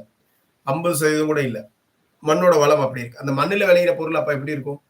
அதிலேயே 50% தான் இருக்குன்னா, அது எடுத்துக்கிறது அதை விட கம்மியா தான் எடுத்துக்கும். 30% அந்த அளவுக்கு தான் எடுத்துக்கும். அப்ப இந்த மாதிரி நம்மளுடைய உணவு முறை மாறிப்போச்சு. இயற்கை உரம்னா இன்னைக்கு வந்து எரு யாரும் குடுக்குறாங்களா? சாணம், மாட்டு சாணம் குடுக்குறாங்களா? அந்த மாரி உரங்கள் குடுக்குறாங்களான்னா, இல்ல. எல்லாமே செயற்கையா போயிடுச்சு. பஞ்சகாவியம், இந்த மாரி மீன் அமிலம், இந்த மாரி நெறைய பூச்சி விரட்டி, இயற்கையான பூச்சி விரட்டிலாம் வச்சிருக்காங்க. அது யாரும் வச்சிருக்காங்கன்னா, அதுவும் கிடையாது. எதா இருந்தாலும் ஈஸியா அந்த மருந்து, இந்த மருந்து, இந்த மருந்து பேர் சொல்றதே அவங்களுக்கு ஒரு பெருசா போச்சு. அத பயன்படுத்திக்கிறாங்க. அப்போ இது மாதிரி நம்மளுடைய உணவு முறைய முடிந்தவரை இப்ப வாழைப்பழம் எடுக்கணுமா, நான் கடைக்கு போயிருந்தேன் ஒரு வாட்டி. ரீசென்ட்டா அப்பன்னு வச்சுக்கோங்களேன். அப்ப வந்து அந்த கடைக்காரர் வந்து கொஞ்சம் உண்மையா அவர் சொல்லிட்டாரு. எங்க வீட்ல அவங்கள்ட்ட என்ன சொல்ட்டாருன்னா, உங்களுக்கு என்ன அந்த பெயிண்ட் அடிச்சது அவரு பெயிண்ட் அடிச்சுட்டாரு. ஸ்ப்ரே பண்றதுங்கிறது பதிலா பெயிண்ட் அடிச்சது அப்டின்ட்டாரு. ஸ்ப்ரே பண்ணத தான் அந்த வாழைப்பழம் ஸ்ப்ரே பண்ணியிருக்கேன். கொஞ்சம் லேட்டா பழுக்கும். இது முன்னாடியே ஸ்ப்ரே பண்ணதுங்க. இப்ப இதாயிடுச்சு அப்டின்னாரு. என்னங்க சொல்றீங்க அப்டின்னாங்க இவங்க கேட்டது. ஆமாங்க. வாழைப்பழம் எல்லாமே எல்லாருமே ஸ்ப்ரே பண்ணி தாங்க வைக்கிறாங்க. அப்படிதாங்க பண்ண முடியும் அப்படின்னு சொல்லிட்டாரு. நீங்க எங்க போனீங்கனாலும் எந்த கடையிலயும் ஸ்ப்ரே பண்ணாம அது பழுக்கிறதே கிடையாது. எந்த செவ்வாழையா இருக்கட்டும், எந்த வாழையா இருக்கட்டும் அப்படின்னு. இதுவே நம்ம வீட்ல நீங்க இயற்கையா வச்சு பாருங்க. அந்த பழங்கள் எப்படி இருக்குது? அது எப்படி பழுக்குது அப்படின்னு பாருங்க. அப்படியே ஒவ்வொரு சீப்பா அழகா பழுத்துட்டே வந்துட்டு இருக்கும். சரிங்களா? அப்படி வெட்டி வச்சுட்டோம்னா முன்னாடியே. ஆனா இது வந்து பார்த்தீங்கன்னா, ஒரே நாள்ல எல்லாம் இதாகி அடுத்த நாள் முடிஞ்சு போயிடும். காணாம போயிடும். அப்ப என்ன காரணம்? அந்த மாதிரி நம்ம போய் கடையில சாப்பிட்டா, அந்த கெமிக்கல் அந்த பழத்துக்குள்ள சார்ந்து அதனால தான் அது பழுக்கவே செய்யுது. அதோடைய தன்மை அத சீக்கிரமா பழுக்க வைக்கிறது. இப்போ நெறைய பேர் வந்து முட்டை சாப்பிட்டா நல்லது அப்படின்னு சொல்லி ஒரு எண்ணம் நம்மளுக்குள்ள. அது கோழி சாப்பிட்டா நல்லது. இது மாரிலாம் அது அது சாத்வீகத்துக்குள்ளயே வராது. ஒரு உயிர கொல்றதுங்கிறது நம்ம அதுக்குள்ளேயே போ வேண்டியதில்ல. ஆனா அத செய்றாங்கல்ல, அது எப்படி நடக்குது? அதுக்கு நெறைய ஹார்மோன்ஸ் எல்லாம் போட்டு ரொம்ப சீக்கிரமா வளர்ந்து, அதுக்கு இவ்ளோ வளரணும்னா இவ்ளோ காலம் இருக்குது. புரியுதுங்களா? இவ்ளோ இந்த காலம் இருந்து அது வளர்ந்து அதுலேருந்து வந்தா தான் அது முழுமையான சத்து. ஆனா அது அப்போ அவன் அந்த முட்டைய சாப்பிடுறாங்கன்னா, அவங்களுக்கு 1 வருஷம், 2 வருஷத்துக்கு அவங்க உடம்புக்குள்ளேயே அவங்களுக்கு அந்த இன்சுலினுடைய அவங்க போட்டிருந்த ஹார்மோன்ஸ் உடைய ஊசி அந்த மருந்து வந்து வேலை செஞ்சுட்டு இருக்கும். அப்ப இவங்க உடம்பு அது எவ்வளவு பாதிக்கும்? நெறைய பேர் என் பிள்ளைக்கு நான் முட்டை குடுக்குறேங்கிறாங்க. முட்டையில சத்து பொருள் இருக்கு. நான் இல்லைன்னு சொல்லல. அந்த முட்டையில எதுக்காக சத்து பொருள் இருக்கு? முட்டையில ஏன் சத்து பொருள் இருக்குன்னா, அந்த சத்துக்கள் புரோட்டீன் அதெல்லாம் இருக்கு. எதுக்காகன்னா, அந்த கோழி குஞ்சு உருவாகணும்னா அந்த சத்துக்கள்லாம் வேணும். அதுக்காக அது இருக்குது. அந்த கோழி குஞ்சுகள் உருவாகுறதுக்கு தேவையான சத்துக்கள் அதுல இருக்குது. அது அதுக்கு தானே இருக்கு. உங்களுக்குன்னு நீங்க அத தட்டி பறிச்சு நம்ம எடுத்துக்கிறதோ, இல்ல அத அத வந்து இவைங்க அது அது மாரி நெறைய பேருக்கு தேவைப்படுதுன்னா, இவன் உடனடியாவே பொறந்த குஞ்ச வந்து உடனே கோழியாக்கி, உடனே முட்டையாக்குறான். அப்ப அத சாப்பிடுறனா நமக்கு எப்படி நல்லா இருக்க முடியும்? சரிங்களா? இப்ப நம்ம கைகள்லயும் கூட புரோட்டீன் எல்லாம் இருக்கும். அதுக்காக எடுத்து நம்ம ஒரு நாளைக்கு கட்டை விரலுல குழம்பு வச்சு சாப்பிடலாம். இதுல புரோட்டீன்லாம் இருக்குது, கால்சியம்லாம் இருக்கு அப்படின்னு நம்ம சாப்பிட்டுக்க முடியுமா? யோசிச்சு பாருங்க. அப்போ இதெல்லாம் வந்து நம்ம நெறைய கேள்விகள் கேட்டீங்கன்னா, உங்களுக்கு அது லாஜிக்கா வராது. சரிங்களா? அப்ப அந்த மாரிலாம் நம்ம என்ன பண்றோம்? செயற்கையான விஷயங்கள் குடுக்கப்பட்ட உணவ நம்ம எடுத்துக்கிறோம். இயற்கையான உணவுகள நம்ம எடுக்கிறது இல்ல. இயற்கையான விஷயங்கள நம்ம நோக்கி போறதில்ல. எதுக்கு நம்ம அடிமையா இருக்கிறோம்? சத்துகளுக்கு அடிமையா இருக்கிறதில்ல. சுவைகளுக்கு அடிமையா இருக்கிறோம். அப்ப சுவைகளுக்கு அடிமையா இருக்கிறோம். இந்த இடத்துல விவசாயம் எப்படி நடக்குது? மகசூல் அதிகமாகறதுக்கு தான் பார்க்குறாங்களே ஒழிய, ஆரோக்கியம் கிடைக்கணுமா அப்படிங்கிறத பார்க்கல. பணத்த பார்க்குறாங்களே ஒழிய, ஆரோக்கியம் இருக்கணுமா அப்படின்னு பார்க்கறதில்ல. கொஞ்சம் பேர் என்ன பண்றாங்கன்னா, தன்னுடைய ஆரோக்கியத்த மட்டும் யோசிக்கிறாங்களே ஒழிய, மத்தவங்களுடைய ஆரோக்கியத்தை பத்தி யோசிக்கிறது இல்ல. அப்ப இதுதான் இன்னைக்கு அங்க நடந்துட்டு இருக்க விஷயம். அப்ப இத சில பேர் இன்னைக்கு கொஞ்சம் இளம் தலைமுறை வந்து கொஞ்சம் முன்னாடி நின்னு அதெல்லாம் பண்றாங்க. ஸோ அது எந்த அளவுக்கு மாற்றங்கள் வரப்போகுதுன்னு தெரியல. இது நம்மளுடைய உணவு முறைகள்ல வந்துட்டு இருக்க விஷயம். அடுத்ததா, சத்துக்கள் நிறைந்த உணவு, ஊட்டச்சத்துக்கள நம்ம சாப்பிடுறோம். இப்ப நான் சொல்லிட்டேன், அந்த மண் வளம் எந்த அளவுக்கு இருக்குன்னு சொல்லிட்டேன். அந்த மண்ணுல விளையிற ஒரு பொருள எடுத்தோம்னா, நம்ம ஏரியாக்குள்ள என்ன விளையுதோ அதுதான் நமக்கு. அந்த பொருள எடுத்தா அதுவே 40% 50% தான் மண்ணுல இருந்துச்சு. அப்ப இதுல எவ்வளவு சதவீதம் இருக்க போகுது? மண்ணுலேருந்து எவ்வளவு எடுத்திருக்க முடியும்? அதை விட கம்மியா தான் எடுத்திருக்க முடியும். அப்ப அந்த அந்த பழத்திலயோ, அந்த காயிலயோ அப்ப அது எவ்வளவு சத்து இருக்கும்? பிலோ 50க்கு கீழ, 50க்கு கீழ தான் இருக்க போகுது. அப்ப அத சாப்பிடுறோம் அப்படின்னா, நம்ம சாப்பிடுறத ஒழுங்கா சாப்பிடுறோமா? அதையும் ஒழுங்கா சாப்பிடல. கண்டபடி நம்ம எப்படி ப்ராப்பரா எப்படி சாப்பிடணுமோ, அது மாரி சாப்பிடல. வெட்டி வெட்டி முழுங்கி உள்ளார தள்ளி விடுறோம். அப்போ ஒரு 30லேருந்து 40க்குள்ள இருந்த அந்த சத்துக்கள் உள்ள போனது, நீங்க வெட்டி அனுப்புனதுனால அது என்ன ஆகும்? அது 5% கூட உடம்பு எடுத்துக்கிறது இல்ல. புரியுதுங்களா? அப்ப வேஸ்ட்டா நம்ம இந்த வேலைய பண்ணிட்டு இருக்கிறோம். அப்போ வேலை மட்டும் நடக்குது. ஆனா என்ன ஆச்சு? என்ன தேவையோ அது சேர்றது கிடையாது. உடம்புடைய ஆரோக்கியம் அந்த காலத்துல வந்து எல்லாம் சாப்பிட்டாங்கன்னா, சத்தான உணவுகள். இன்னைக்கு அவங்களுடைய கண் பார்வை நல்லா இருக்கு. இன்னைக்கு அவங்களுடைய உடல் ஆரோக்கியம் நல்லா இருக்கு. யாரும் கால் வலிக்குது, பாட்டி எல்லாம் யாரும் கால் வலிக்குது, மூட்டு வலிக்குது அதெல்லாம் சொல்றது இல்ல. இப்ப சமீபத்துல வந்த பாட்டி வேணா சொல்லிட்டு இருப்பாங்க. ஆரம்ப காலங்கள்ல இருந்தவங்க எல்லாம் யாருமே சொல்றது இல்ல. இன்னைக்கு ஆரோக்கியமா செயல்பட்டுட்டு இருக்கிறாங்க. அவங்க அவங்க என்ன பண்ணியிருப்பாங்க பார்த்தீங்கன்னா, ஈவினிங் வந்து பார்த்தீங்கன்னா, ஒரு 6 மணிக்கெல்லாம் படுத்துருவாங்க. 6, 7 மணிக்கெல்லாம் படுத்துருவாங்க. காலையில 4 மணிக்கெல்லாம் எழுந்திரிச்சுருவாங்க. சுறுசுறுப்பா இயங்கிட்டே இருப்பாங்க. ஆனா இன்னைக்கு நாம என்ன பண்றோம்? படுக்கிறதே 11:30, எழுந்திரிக்கிறது 6:30, 7:30 இப்படிதான். அப்ப என்ன ஆகுது? எல்லாமே தலைகீழா மாத்தி வச்சுட்டோம்னா, எப்படி இந்த ஆன்மா நாம இருக்கிறதுக்கான இந்த உடல் எப்படி ஆரோக்கியமா இருக்கும்? இந்த வாகனத்த நம்ம எப்படி சரியா வச்சுக்க முடியும்?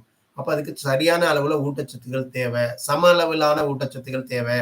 அது மாரி முக்கியமா வந்து பார்த்தீங்கன்னா, தாது சத்துக்கள், விட்டமின்கள் இதெல்லாம் வேணும். இத நம்மளுடைய சாப்பாட்டுல எடுத்துக்க முடியாத பட்சத்துல இன்னைக்கு நம்ம என்ன பண்ணிக்கலாம் அப்படின்னு கேட்டீங்கன்னா, சப்ளிமெண்ட். துணை உணவுப் பொருட்களாகவும் அத எடுத்துக்கலாம். அது வேற வழி இல்லங்கிற பட்சத்துல எடுத்துக்கலாம். உங்களால எல்லாமே இயற்கையா எடுக்க முடியுதா? வேண்டியதில்ல உங்களுக்கு. எந்த துணை உணவுப் பொருளும் வேண்டியதில்ல. உங்களால இயற்கையா எடுத்துக்க முடியலைங்க. நான் வந்து நெறைய பேர் வந்து தண்ணி சொன்னேன். இந்த தண்ணி வந்து மண்பானையில வச்சு, மண்ணுல அடி பைப்லேருந்து எடுத்து அந்த மண்பானையில வச்சு, அதுல வந்து பார்த்தீங்க அப்படின்னா, தேத்தான் கொட்டை இந்த இதெல்லாம் போட்டு சாப்பிடுங்க. அது நல்லது தண்ணி. உயிர் தண்ணி அது. நல்ல ஆற்றல குடுக்கக்கூடிய நல்ல தண்ணியா இருக்கும். இப்போ நீங்க தாகம் எடுக்கிறப்ப நீங்க கூல் ட்ரிங்க்ஸ் வேற என்னென்னமோ குடுக்குறீங்க. அது சரியாயிடுதா? சரி ஆகாது. ஏன் ஆகாது? ஏன்னா உங்களுக்கு தேவையான தாதுச்சத்துக்கள் அந்த தண்ணீல இருக்கு. உங்க வாய் என்ன கேட்குதுன்னா, அந்த தாகத்தின் மூலமா அதுக்கு தேவையான தாதுச்சத்துக்கள கேட்குது. சில மினரல்ஸ் இருக்கு. அத கேட்குது. அத நீங்க குடுக்காம நீங்க என்ன பண்ணீங்க டீமினரலைஸ்டு பண்ணுனது மினரல் வாட்டர்ன்ற பேர்லயும், இல்ல நாங்க ஏதாச்சும் போட்டு அந்த மாரி அத கெடுத்துட்டு அத ஒண்ணும் இல்லாத திரும்ப சக்கைய தான் குடிக்கிறீங்க. அப்ப என்ன பண்ணுது? நீங்க குடிச்சதுக்கு பிறகு தாகம் உங்க மனசுக்கு ஓகே தண்ணி குடிச்சுட்டோம்னு நெனைக்கிறீங்களே ஒழிய, அந்த உடம்பு கெட்டுட்டே இருக்கு. அது மாரி உப்பு எடுத்துக்கிட்டீங்க அப்டின்னா, இன்னைக்கு நாம பயன்படுத்துற உப்பெல்லாம் உப்பே கிடையாது. புரியுதுங்களா? கல் உப்புன்னா, இன்னைக்கு கல் உப்புலாம் அவ்ளோ ஒயிட்டா பாலிஷ் பண்ணி அது என்னமோ பண்ணி வருது. அதுக்கு உப்பே கிடையாது. என்னைக்கு உப்பு வந்து இப்படிதான் மாறணும், அயோடைஸ்டு இதுல தான் சாப்பிடணும், அப்படி சாப்பிடணும்னு சொல்லி இயற்கையாவே அயோடினோட சேர்ந்த உப்பு கிடைச்சிட்டு இருந்துச்சு. ஆனா நம்ம எல்லாமே அது வந்து அது ஒரு வியாபாரமா, வணிகமா மாறுனுச்சு. நம்ம நெனைக்கிறோம், உப்புல என்ன வந்துற போகுதுன்னு. உப்பு பாக்கெட் ஒரு ரூ. 10ன்னு வச்சுக்கோங்க. எத்தன கோடி பேர் இருக்காங்க இந்தியாவுல. அத்தன கோடி பேர் வீட்லயும் உப்பு பயன்படுத்தணும். அப்ப எவ்வளோ கோடி அந்த நிறுவனத்துக்கு கிடைக்கும். அப்ப அதுல என்ன பயன்படுத்துறாங்க? இப்ப நாங்கலாம் இந்த ஏரியாவுல உப்பு விளையிற இடத்துல இயற்கையா போய் எடுத்துட்டு வந்து சாப்பிட்டுருக்கோம். அந்த உப்புடைய தன்மை ஒரு மாதிரியா இருக்கும்.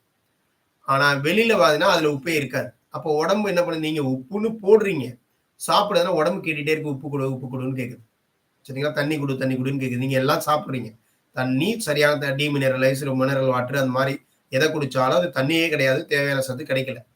நீங்க சாப்பிடுற உப்பு சால்ட், நைஸ் சால்ட் பயன்படுத்து. எத பயன்படுத்தக்கூடாது? சால்ட் பயன்படுத்தக்கூடாது. அந்த மாரி கடையில இயற்கையான உப்ப பயன்படுத்துங்க. சால்ட் பயன்படுத்தாதீங்க. சரிங்களா? தேவையான பொழுது கொஞ்சம் அதுல இந்து உப்புங்கிறது கொஞ்சம் ஆட் பண்ணிக்கலாம். மருத்துவ பொருள் மாரி அத யூஸ் பண்ணிக்கலாம். அதையே பயன்படுத்தக்கூடாது. சரிங்களா? அதுவும் அப்படிதான். அப்ப இந்த மாதிரி உப்புகளை எல்லாம் நம்ம வந்து சின்ன விஷயம் தான். ஆனா இதுதான் மெயினா முக்கியமான பார்ட்ட வந்து காலி பண்றது. முக்கியமான விஷயங்கள எடுக்கிறது. அப்ப இதெல்லாம் நம்ம சரி இத செய்யறதுக்கே நம்ம ஒத்துக்கிறது இல்ல. சப்ளிமெண்ட் எடுங்கன்னா, ஏன் சப்ளிமெண்ட் நான் எடுக்கணும்? அப்படின்னு. ரைட் நீங்க எடுக்க வேண்டாம். சரிதான். ஆனா இதெல்லாம் செய்யாம இருக்கிறீங்களா? ஃப்ரிட்ஜுக்குள்ள வச்சு எதையுமே பயன்படுத்தாதீங்க. ஒரு பொருள கூட ஃப்ரிட்ஜுக்குள்ள வைக்கக்கூடாது. வச்சு சாப்பிட்டீங்கன்னா அது வேஸ்ட். அது நீங்க குப்பைய கொண்டு கொட்டுறீங்க. அது என்ன பண்ணும்? உள்ள கொண்டு வச்சிருந்தீங்கன்னா, அதோட உயிர் சத்து இருக்காது. உயிர் இருக்காது. உயிர் இல்லாம போன அந்த விஷயத்த அங்க கொண்டு வைக்கிறீங்கன்னா, அது கெட்டு போனத மறைச்சு வச்சிருக்கும். அவ்வளோதான். அது உள்ள கெட்டு போயிருக்கும். ஆனா மறைச்சு வச்சிரும். அதை தான் நம்ம சாப்பிடணும். இன்னைக்கு என்ன சொல்றாங்கன்னா, அந்த காலங்கள்ல வந்து அமாவாசை, பௌர்ணமி இதுக்கு தான் என்ன சாப்பிட்டுட்டு இருந்தாங்க? இட்லி, தோசை சாப்பிட்டுட்டு இருந்தாங்க. அவங்களே நல்லா இருந்திருக்கிறாங்க. எப்பயாவது சாப்பிட்டவங்களே நல்லா இருந்தாங்க. இன்னைக்கு எல்லார் வீட்டிலயும் எல்லா நாளும் இட்லி, தோசை தான் சாப்பிடுறாங்க. அப்போ அதுல உளுந்து சேர்க்கிறாங்க, எல்லாம் சத்தான பொருட்கள் சேர்க்கிறாங்க. இன்னும் நல்லா தானே இருந்திருக்கணும். ஏன் இன்னும் நல்லா இல்ல? ஏன் இன்னும் அதிகமான சீக்கு இருக்கு? ஏன் பெண்களுக்கு ஒரு 10 பேருக்கு 6 பேர், 7 பேருக்கு ஏன் மார்பக புற்றுநோய் இந்த மாரி பிரச்சனைகள்லாம் வருது? அப்படின்னு பார்த்தா, இந்த மாவ தூக்கி கொண்டு ஃப்ரிட்ஜுக்குள்ள வச்சுக்கிறது. அது ஒரு 7 நாள், 8 நாள், 9 நாளைக்கு அது ஓடிட்டு இருக்கும். சில பேர் 5 நாள், 6 நாள், சில பேர் கொஞ்சம் விழிப்புணர்வுல இருக்கேன்னு நினைக்கிறவங்க 3 நாள், 4 நாள். எதா இருந்தாலும் கொண்டு போய் அங்க வச்சிரணும். இன்னும் குழந்தைகள, வீட்டுக்காரங்கள இன்னும் வேற யாரையும் கொண்டு அதுக்குள்ள வைக்கல டப்புன்னு. இல்லன்னா எல்லாத்தையும் பாக்கி எல்லா பொருளும் சில பேரோட தொறந்தா பொல பொலன்னு கொட்டுற அளவுக்குலாம் அதுக்குள்ள இருக்கும். அப்ப அந்த மாரி விஷயங்கள எல்லாம் வச்சு அத சாப்பிட்டீங்க அப்படின்னா, என்ன ஆகும்? நம்மளுடைய இந்த உடல் கெட்டு போகும். சரிங்களா? கெட்டுப்போன உணவை தெரியாம நீங்க சாப்பிட்டுட்டு இருக்கிறீங்க. சில விஷயங்கள் தவிர்க்கணும். நான் சொன்னேன்ல சால்ட் இந்த மாரி வெல்லம், சீனி சரிங்களா? சீனி எல்லாம் அவ்ளோ கெடுதலான விஷயங்கள். அப்ப அதையெல்லாம் தவிர்த்துக்கோங்க. அதெல்லாம் நான் இல்ல இதெல்லாம் மாற மாட்டேன். மைதா தவிர்த்துக்கோங்க. சில பொருள மைதாவுல தாங்க செய்வோம். யாருங்க சொன்னது மைதாவுல தான் செய்யணும்னு? அது கோதுமையில செய்யுங்க. வேற எதுல செஞ்சு சாப்பிடுங்க. உங்க உடம்புக்கு நல்லதுக்கு தானே பார்க்கணும். இல்ல அது அப்பதான் மிதுமிதுன்னு இருக்கும். அப்பதான் சாஃப்ட்டா இருக்கும். நீங்க சாப்பிட்டா நீங்க இருக்கணும். அதுக்கு தகுந்த மாரி சாப்பிடுங்க. அதுக்கு என்ன சேர்த்துக்கணுமோ அதுதான் சாப்பிட்டுக்கணும். சரிங்களா? அப்ப அந்த மாதிரி வந்து நம்ம மனசு அளவுல தயாராகணும். எதை எடுக்கக்கூடாதோ அதெல்லாம் எடுக்கவே கூடாது. எதுவா இருந்தாலும் சரி. அதுல ரொம்ப இத வைக்காம பயன்படுத்த முடியுமா? அந்த காலத்துல பயன்படுத்துனாங்களா? பயன்படுத்தலையா? மாவு அரைச்சாங்கல்ல அன்னைக்கு. 3 நாள் வச்சிருந்திருப்பாங்க. ஓகே. அன்னைக்கு கையால அரைச்சாங்க. அதனால அது வந்து கொஞ்சம் தாக்கு பிடிச்சது. இன்னைக்கு மிஷின்ல அரைக்கிறீங்க. அதனால அது என்ன பண்ணுது? 2 நாள் கூட தாக்கு பிடிக்க முடியல. பரவால்ல மிஷின் தான் இருக்குதுல்ல. அப்ப அத வச்சு தான் அரைச்சுக்கணும். வேற வழி இல்ல. வெறும் அப்படிதான் நீங்க உடம்ப நல்லா வச்சுக்கணும்னா வேற வழி கிடையாது. இது எல்லாரும் தானே சாப்பிடுறாங்க. எல்லாருக்கும் வந்துட்டா அப்படின்னு கேட்கலாம். ஒவ்வொரு உடல்ல இருக்கக்கூடிய எதிர்ப்பு சக்திக்கு தகுந்த மாதிரி அது வேலை செய்யும். புரியுதுங்களா? எதிர்ப்பு சக்தி கம்மியா இருக்கிறவங்களும் டக்குன்னு வேலை செஞ்சிரும். அவங்களுக்கு அந்த ஆரோக்கிய குறைபாடு வந்துரும். எதிர்ப்பு சக்தி அதிகமா இருக்கிறவங்க கொஞ்சம் தாக்கு பிடிப்பாங்க. புரியுதுங்களா? அத வச்சுக்கிட்டு நீங்க காமனாவே பேசக்கூடாது. எல்லாருக்கும் வந்து அவர் வந்து எல்லாம் ட்ரிங்க்ஸ் அடிச்சுக்கிட்டு இருக்கிறாரு, ஸ்மோக் பண்ணிட்டு இருக்காரு. அவருக்கு எதுவுமே வரல. இவர் எதுவுமே பண்ணாம இவருக்கு வந்துருச்சே. அவருக்கு எதிர்ப்பு சக்தி அதிகமா இருக்கு. அந்த மனுஷன் அதையெல்லாம் அடிக்காம இருந்தா இன்னும் நல்லா இருப்பாரு. அத யாரும் புரிஞ்சுக்கிறது இல்ல. அத அடிச்சா அவர் நல்லா இருக்காராமா. இப்படி ஒரு சிந்தனை வச்சுக்கிறது. புரியுதுங்களா? அதெல்லாம் நம்மள முட்டாளாக்கி அதுதான் கான்ஷியஸ் மைண்ட் வேல. கான்ஷியஸ் மைண்ட் நியாயப்படுத்திக்கிட்டு இருக்கிறது. அது சொல்லிட்டு இருக்கும். இத புரிஞ்சுக்கணும். ஓ! கான்ஷியஸ் வேலையா அது? ரைட். நெறைய பேருக்கு இப்ப எல்லாரும் உலகமே ஃப்ரிட்ஜ்ல தான் இருக்குது. எல்லாரும் வீணா போய்ட்டாங்களா? உலகமே இத தான் சாப்பிடுது. அவங்கலாம் வீணா போய்ட்டாங்களா? இதெல்லாம் உங்க கான்ஷியஸ் மைண்ட் சொல்ற வேல. தூக்கி போடுங்க அந்த மாரி. எது தேவையோ அத மட்டும் எடுத்துக்கோங்க. எது நல்லதோ அது மட்டும் எடுத்துக்கோங்க. சத்தான உணவுகள் அப்டின்னா, இயற்கையான உணவுகள் அப்டின்னா, இயற்கையான காய்கறிகள், மரங்கள் இது வந்து இன்னொன்னு. ஆன்மீக உணவுன்னு ஒண்ணு வச்சுக்கலாம். அது என்ன அப்டின்னு கேட்டீங்கன்னா, ஒரு உயிர கொன்னு சாப்பிடுறாங்க அப்டின்னா, என்ன ஆகும்னா, அந்த பதிவுகள் அதிகமாகும். இப்ப தாவரம் எந்த பாவத்தையும் செய்றதில்ல. அது தானா என்ன பண்ணுதுன்னா, சூரிய ஒளியிலேருந்து உணவு தயாரிக்குது. தானே வாழ்ந்துட்டு இருக்குது. அந்த தாவரத்த சாப்பிடுற ஒரு விலங்கு முதல் பாவத்த பண்ணுது. ஒரு உயிர கொல்லுது. கொன்னுட்டு அது சாப்பிடுது. சரிங்களா? அப்ப அதுகிட்ட ஒரு பதிவு ஆயிருச்சா? அப்போ அது வேற என்னென்னலாம் பண்ணுது? அத சாப்பிடுற ஒண்ணு. இப்ப இத போய் மனிதன் சாப்பிடுறான் அப்டின்னா, அதுல எத்தன பதிவுகள், பாவ பதிவுகள் இருக்கோ, அத்தன பதிவுகளும் இவருக்கும் சேரும். அந்த உடம்புக்கு சேரும். ஆன்மா பாதிக்கும் அதனால. சரிங்களா? அப்ப அந்த மாரி தான் இந்த அதுல சொல்லக்கூடியாங்கல்ல, அது அது சார்ந்து சொல்றாங்க இல்லையா? உணவு முறைகள்ல. அப்ப அதுவும் வருது அது. அப்ப நம்ம வந்து இப்ப நான் சொல்லிட்டேன். ஓ! இனிமே வந்து உயிர்களே கொல்லக்கூடாது. சைவம் சாப்பிடணும்னு சொல்றாரா சாரு? இதுல சைவம், அசைவம்லாம் நான் சொல்லவே வரல. சைவம், அசைவம்ங்கிற பேருக்கே போ வேண்டாம். ஏன்னா, இந்த சிலத அதுக்குள்ளயும் சேர்த்து வச்சிருக்காய்ங்க. இதுக்குள்ளயும் சேர்த்து வச்சிருக்காய்ங்க. அந்த வேலைக்கே போ வேண்டாம். உயிர்களை வதைத்து உண்ண வேண்டாம். அது வந்து நம்ம மட்டும் சொல்லல. திருக்குறள்ல திருவள்ளுவர் சொல்லியிருக்கிறாரு. அதுக்குன்னே தனி குறளே வச்சிருக்காரு. ஒரு அதிகாரத்தையே வச்சிருக்காரு. எல்லாமே இருக்குது. நெறைய சித்தர்களும் அத சொல்லியிருக்காங்க. அது சாப்பிட்டுட்டு இருக்கவங்களுக்கு அது உங்க விருப்பம். உங்களுடைய மனசுக்கு நீங்க சாப்பிடுறீங்களா? சாப்பிட்டுக்கோங்க. ஆனா அதனால புண்ணியம் கிடையாது. உங்க மனச உங்களுடைய ஆன்மீக வழிக்குள்ள கொண்டு வரதுக்கு அது சரியாக பயன்படாது. இப்ப நான் உடனே சொன்னோனே நிப்பாட்டிடலாமா? உங்க மனதளவுல நீங்க தயாராகணும். பக்கத்துல உட்கார்ந்து சாப்பிட்டா கூட உங்களுக்கு அந்த எண்ணம் வரக்கூடாது. நான் சாப்பிட மாட்டேன்னு சொல்லிட்டு அதையே நினைச்சுட்டு இருந்தீங்கன்னா, நீங்க சாப்பிடுறதுக்கு தான் அர்த்தம். சரிங்களா? அத நீங்களா புரிதலோட செய்யணும். இது யாரோ சொல்லிட்டாங்கங்கிறதுக்காக செய்யக்கூடாது. சரிங்களா? அந்த அந்த ஒரு இதா வச்சுக்கோங்க. அடுத்ததா வந்து பார்த்தீங்கன்னா, ஆரோக்கியமான உடலுக்கு என்னென்னலாம் தேவை? இன்னைக்கு நமக்கு புரதம் தேவை, விட்டமின்ஸ்கள், தாது சத்துக்கள் தேவை, நார்ச்சத்து தேவை. இதுதான் நமக்கு நம்ம சாப்பாட்டுல பற்றாக்குறையா இருக்கிறது. நாம இதையும் எடுத்துக்கணும். அது இல்லாம ஒரு உடம்பு ஆரோக்கியமா இருக்குன்னா, ரெகுலரான உடற்பயிற்சி செய்யணும். இல்ல யோகாசனம் பண்ணணும். போதுமான உறக்கம் இருக்கணும். போதுமான உறக்கம்னா, அது அது எத்தன மணி நேரம் தூங்குறோங்கிறது முக்கியம் இல்ல. அந்த தூக்கம் எப்படிப்பட்ட தூக்கமா இருக்குங்கிறது முக்கியம். நீங்க 2 மணி நேரம், 3 மணி நேரம் தூங்குனாலும், அந்த தூக்கம் எப்படி இருக்கணும்? நல்ல ஒரு ஆழ்ந்த உறக்கமா இருக்கணும். அதுல எந்த ஒரு இதுவும் இருக்கக்கூடாது. நேர்மறை சிந்தனை இருக்கணும். உங்ககிட்ட நேர்மறையான சிந்தனைகள் இருக்கணும். இல்ல நேர்மறை சிந்தனை இருக்கிற இடத்துல உங்கள வச்சுக்கணும். இது உங்க உடம்புக்கு இதுவும் சப்போர்ட் பண்ணும். ஏன்னா, உடல்ங்கிறது வெறும் உடல் மட்டும் சார்ந்த விஷயம் இல்ல. இந்த ஆன்மாவும் சார்ந்த விஷயம். ஏன்னா, அது கெட்டு போயிருந்தா இந்த உடல பாதிக்கும். உடல் கெட்டு போணுச்சுன்னா, அது இங்க இருக்க முடியாது. அப்ப இவங்க 2 பேரும் என்ன ஆயிடுறாங்க? இதோட இன்டர்லிங்க் ஆயிடுறாங்க. 2 பேரும் ஒண்ணா இருக்கணும். வேற வழி கிடையாது. சேர்ந்து பயணித்தால் மட்டும் தான் பயணிக்க முடியும். இல்லைன்னா அவங்களால டிராவல் பண்ண முடியாது. அப்ப உடற்பயிற்சி செய்யணும், போதுமான உறக்கம் இருக்கணும், நேர்மறை சிந்தனை வேணும். ச சமநிலையான சத்துக்கள் வேணும். அந்த தேவையான சத்துக்கள் எல்லாம் வேணும். புரதம், கார்போஹைட்ரேட், விட்டமின்ஸ், ஃபேட் என்ன இது எல்லாமே வேணும். சரிங்களா? இது எல்லாமே ஒவ்வொன்னும் ஒவ்வொரு வேலைய பண்ணும். நம்ம உடம்புல இருக்கிற இதயத்துக்கு தேவையான விஷயங்கள், இதயத்த பலமா வச்சுக்கிறது, கல்லீரல பலமா வச்சுக்கிறதுக்கு, அது மாரி கணையம், சிறுநீரகங்கள், இதுல இருக்கிற ஹார்மோன்ஸ் எல்லாம் நல்லா வச்சுக்கிறதுக்கு, சரியான சமநிலையான ஹார்மோன்ஸா இருக்கிறதுக்கு, இது எல்லாத்துக்கும் ஏற்ற சத்து பொருட்களா வேணும். அந்த காலத்துல இதெல்லாம் பார்த்து சாப்பிட்டாங்களா? இயற்கையா சாப்பிட்டாங்க. அந்த பகுதியில விளைஞ்சத சாப்பிட்டாங்க. மென்னு சாப்பிட்டாங்க. ரொம்ப அமைதியா எடுத்து தேவையான உறக்கம் எடுத்துக்கிட்டாங்க. ரொம்ப தேவையில்லாத இதெல்லாம் அவங்க போட்டு பண்ணிக்கல. இன்னைக்கு அது மாரி முடியல. ஏன்னா எல்லாமே கலந்து போச்சு. நீங்க ஏதாவது ஒரு விஷயத்த போய் வெளில போனீங்கனாலே, அது அது அதுக்குள்ளேருந்து உங்களுக்குள்ள என்ன வந்துரும்? தேவையில்லாத விஷயம் உங்களுக்குள்ள வந்துரும். அது மாரி வாங்காம இருக்க முடியுமானா, அதுவும் முடியாது. அப்ப அதுக்கு தகுந்த மாரி நம்ம என்ன பண்ணணும்? இன்னைக்கு நம்மள மாத்திக்கணும். சரிங்களா? அதுதான் இங்க உள்ள விஷயம். 7 சத்துக்கள் நமக்கு வேணும். அது மாரி நல்ல நீர், உயிர் நீர். நான் சொல்ற மாரி அந்த நீர் உயிர் நீரா இருக்கணும். சக்கையான நீர சாப்பிடக்கூடாது. காற்று. உங்க வீட்ல காற்று நல்ல காற்றோட்டம் இருக்குதா? சரியான காற்றோட்டம் இருக்குதா? அப்படிங்கிறது ரொம்ப முக்கியம். அந்த காற்று நமக்கு தேவை. இது எல்லாம் நல்லா இருந்துச்சுன்னா, உங்களுடைய உடல் ஆரோக்கியமா இருக்கும். இந்த உடல் நீண்ட நாளைக்கு நம்ம பயன்படுத்த முடியும். இந்த உடலை நம்மளால பயன்படுத்திக்க முடியும். அப்ப அதுக்கு தகுந்த மாரி விஷயங்கள நம்ம எடுத்துக்கணும்.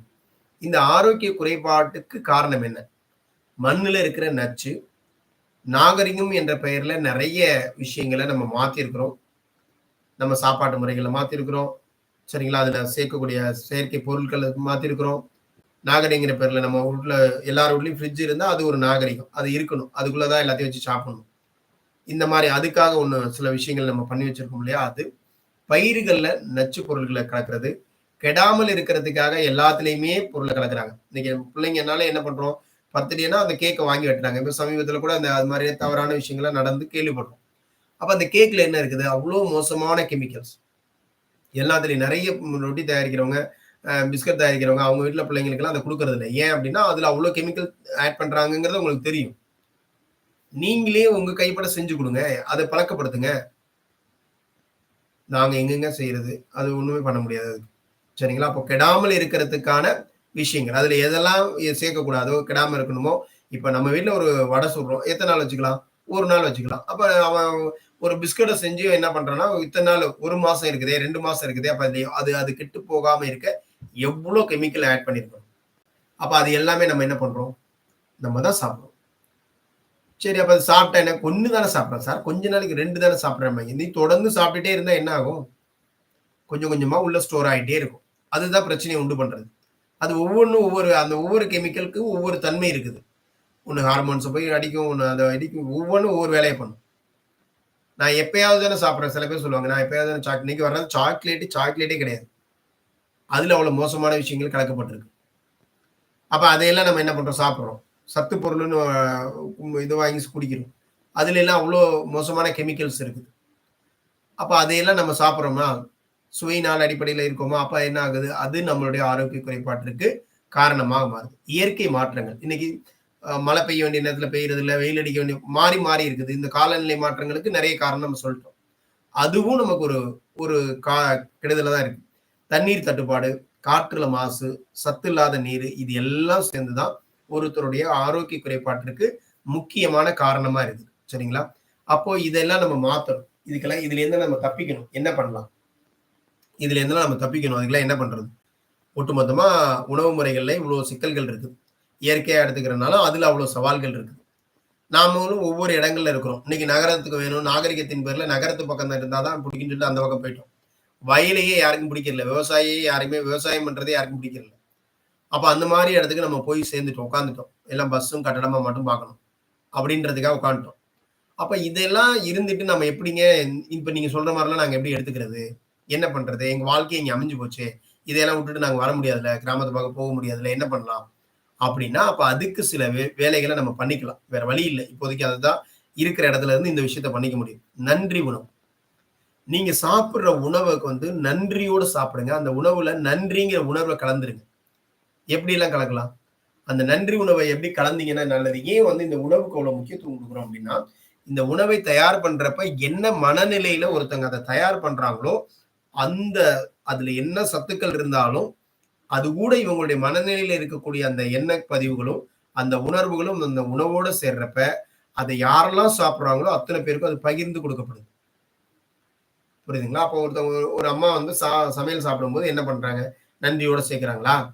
ஏற்கனவே அந்த உணவு ஒண்ணுமில்லாம சேருது. ஏன்னா, அவ்ளோ கெமிக்கல்ஸ் தாண்டி இங்க வருது. வந்தோனே இந்த அம்மா ஏற்கனவே என்ன பண்ணிட்டு இருக்கோம், வீட்ல அவ்ளோ பிரச்சனை. காய்கறிய வெட்டுறப்பயே ஆ அதுக்கு காரணமான ஆளோட கையெல்லாம் வெட்டுற அளவுக்கு அது பேசிக்கிட்டே தான் மனசுக்குள்ளேயே பேசிட்டு வெட்டும். என் நேரம், என் தலையெழுத்து, நான் இப்படி வந்துட்டேன், இப்படி மாட்டிக்கிட்டேன், இப்படி பண்ணிட்டேன், அத பண்ணிட்டேன், நான் சொல்றத கேட்கறாங்களா, போறாங்களா, எல்லா குழப்பங்களும் ஓடிட்டு இருக்கும். இல்ல பொருளாதார ரீதியான குழப்பம்.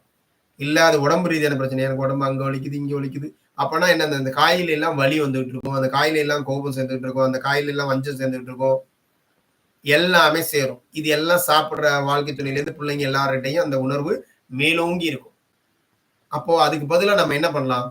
ஏற்கனவே சத்து இல்ல. சரி சத்தே இல்ல பரவாயில்லையா சாப்பிட்டோமான்னு பார்த்தோம்னா, அது கூட தேவையில்லாதையும் சேர்த்து குடுத்துறணும். அப்ப அதுக்கு பதிலா நீங்க என்ன பண்ணுங்க, இனிமே உணவு தயாரிக்கிறப்ப விவசாயிகளுக்கு நன்றி சொல்லுங்க. அந்த தானியத்த எடுத்தீங்கன்னா, இத பயிர் பண்ண அந்த விவசாயிக்கு நன்றி. அந்த நன்றி உணர்வோட எடுங்க. இது நம்ம கையில கிடைச்சிருக்கிற எவ்வளோ பெரிய விஷயம். யார் யார் அதுக்கு பயன்பட்டுருக்கா? அந்த விவசாயி கஷ்டப்பட்டுருக்கிறாரு. அந்த விதைய தெளிச்சிருக்கிறாரு. அதுக்கு இயற்கை பஞ்சபூத சக்திகள் சேர்ந்திருக்குது. அத அறுவடை பண்ணி ஒரு இடத்துல யாரோ ஒருத்தர் அவர்ட்ட வாங்கியிருக்கிறாரு.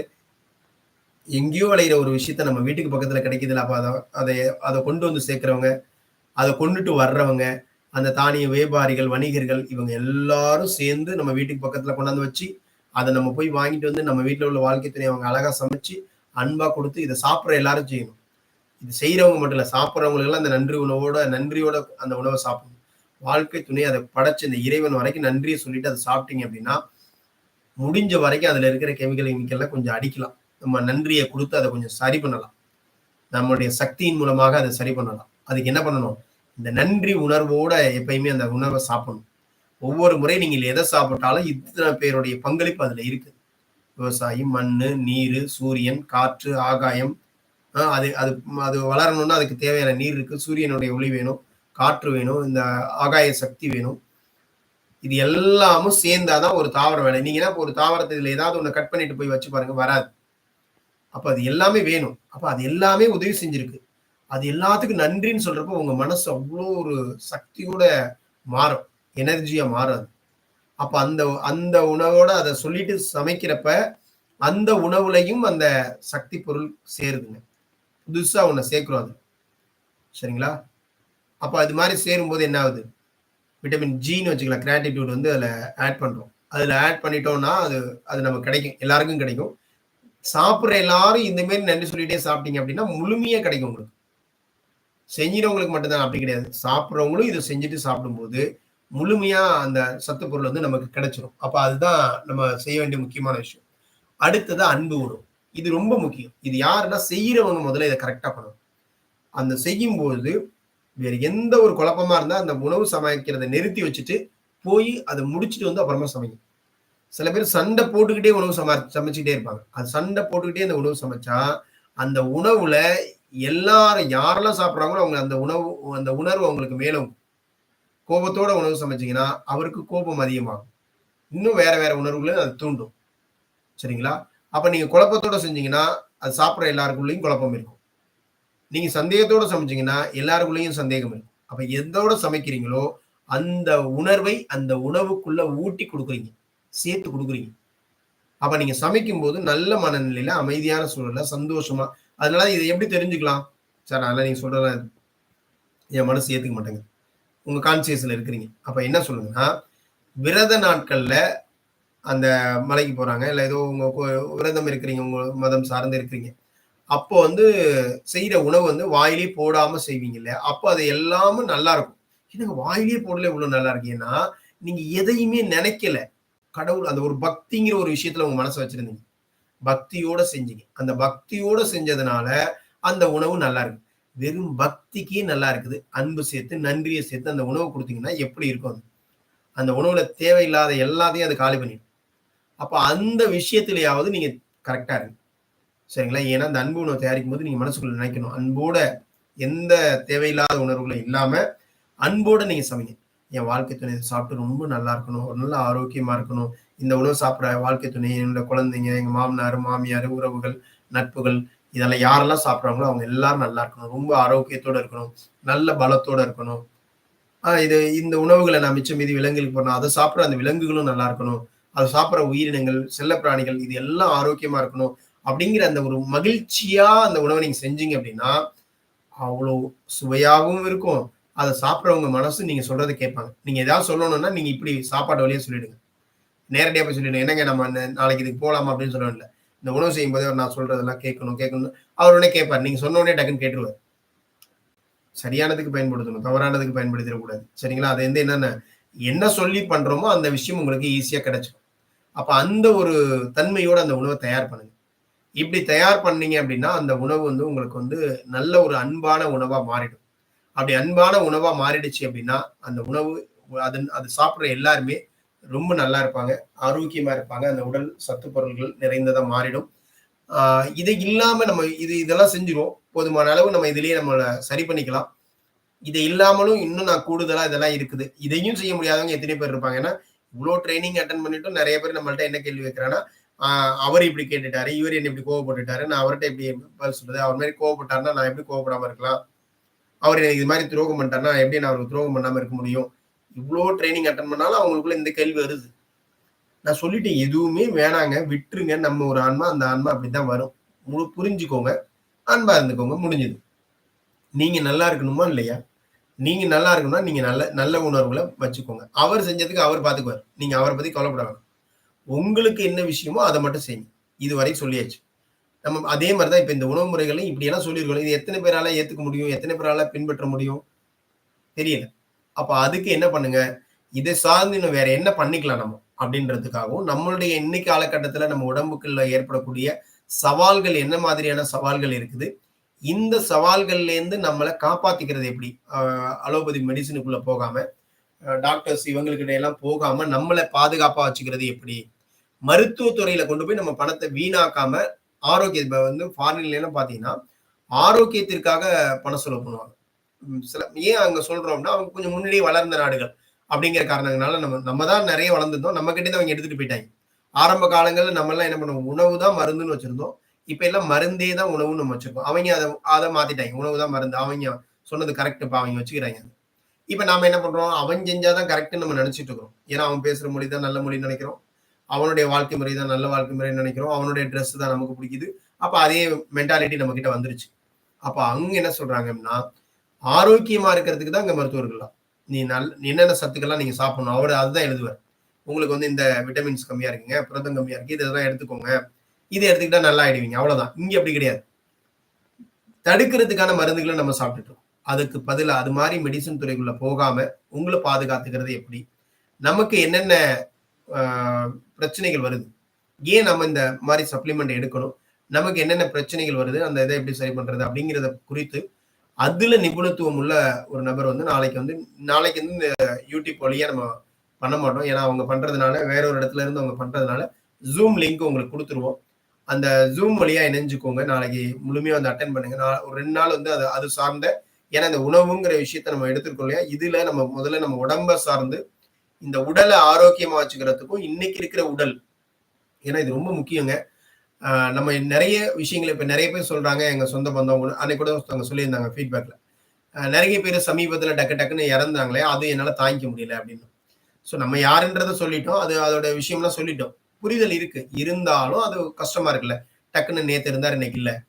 ஸோ நாளு சட்டசபையில பேசிட்டு இருக்கிறாரு. அடுத்த 2, 3 நாள்ல அவர் இல்லாம போயிடுறாரு. அங்க ஒருத்தரை பார்க்குறோம், இங்க என்ன காரணம்? ஏன் இந்த ஆன்மாக்கள் இப்படி டக்குன்னு போயிட்டாங்க? அந்த உடல் வாழ தகுதியற்றதா மாறிடுச்சு. அவங்களுக்கு பொறுத்தவரைக்கும் அதுல பயணிக்க முடியல. அதுதான் காரணம். அப்ப அதுக்கு என்ன பண்ணணும்? அந்த மாதிரி நடந்துட்டு இருக்கிறது வந்து நம்மள சுத்தி யாரும் இருக்கவும் கூடாது. நம்மளுக்குள்ளேயும் அந்த விஷயங்கள் வரக்கூடாது. அப்ப அதுக்கு என்ன பண்ணலாம்?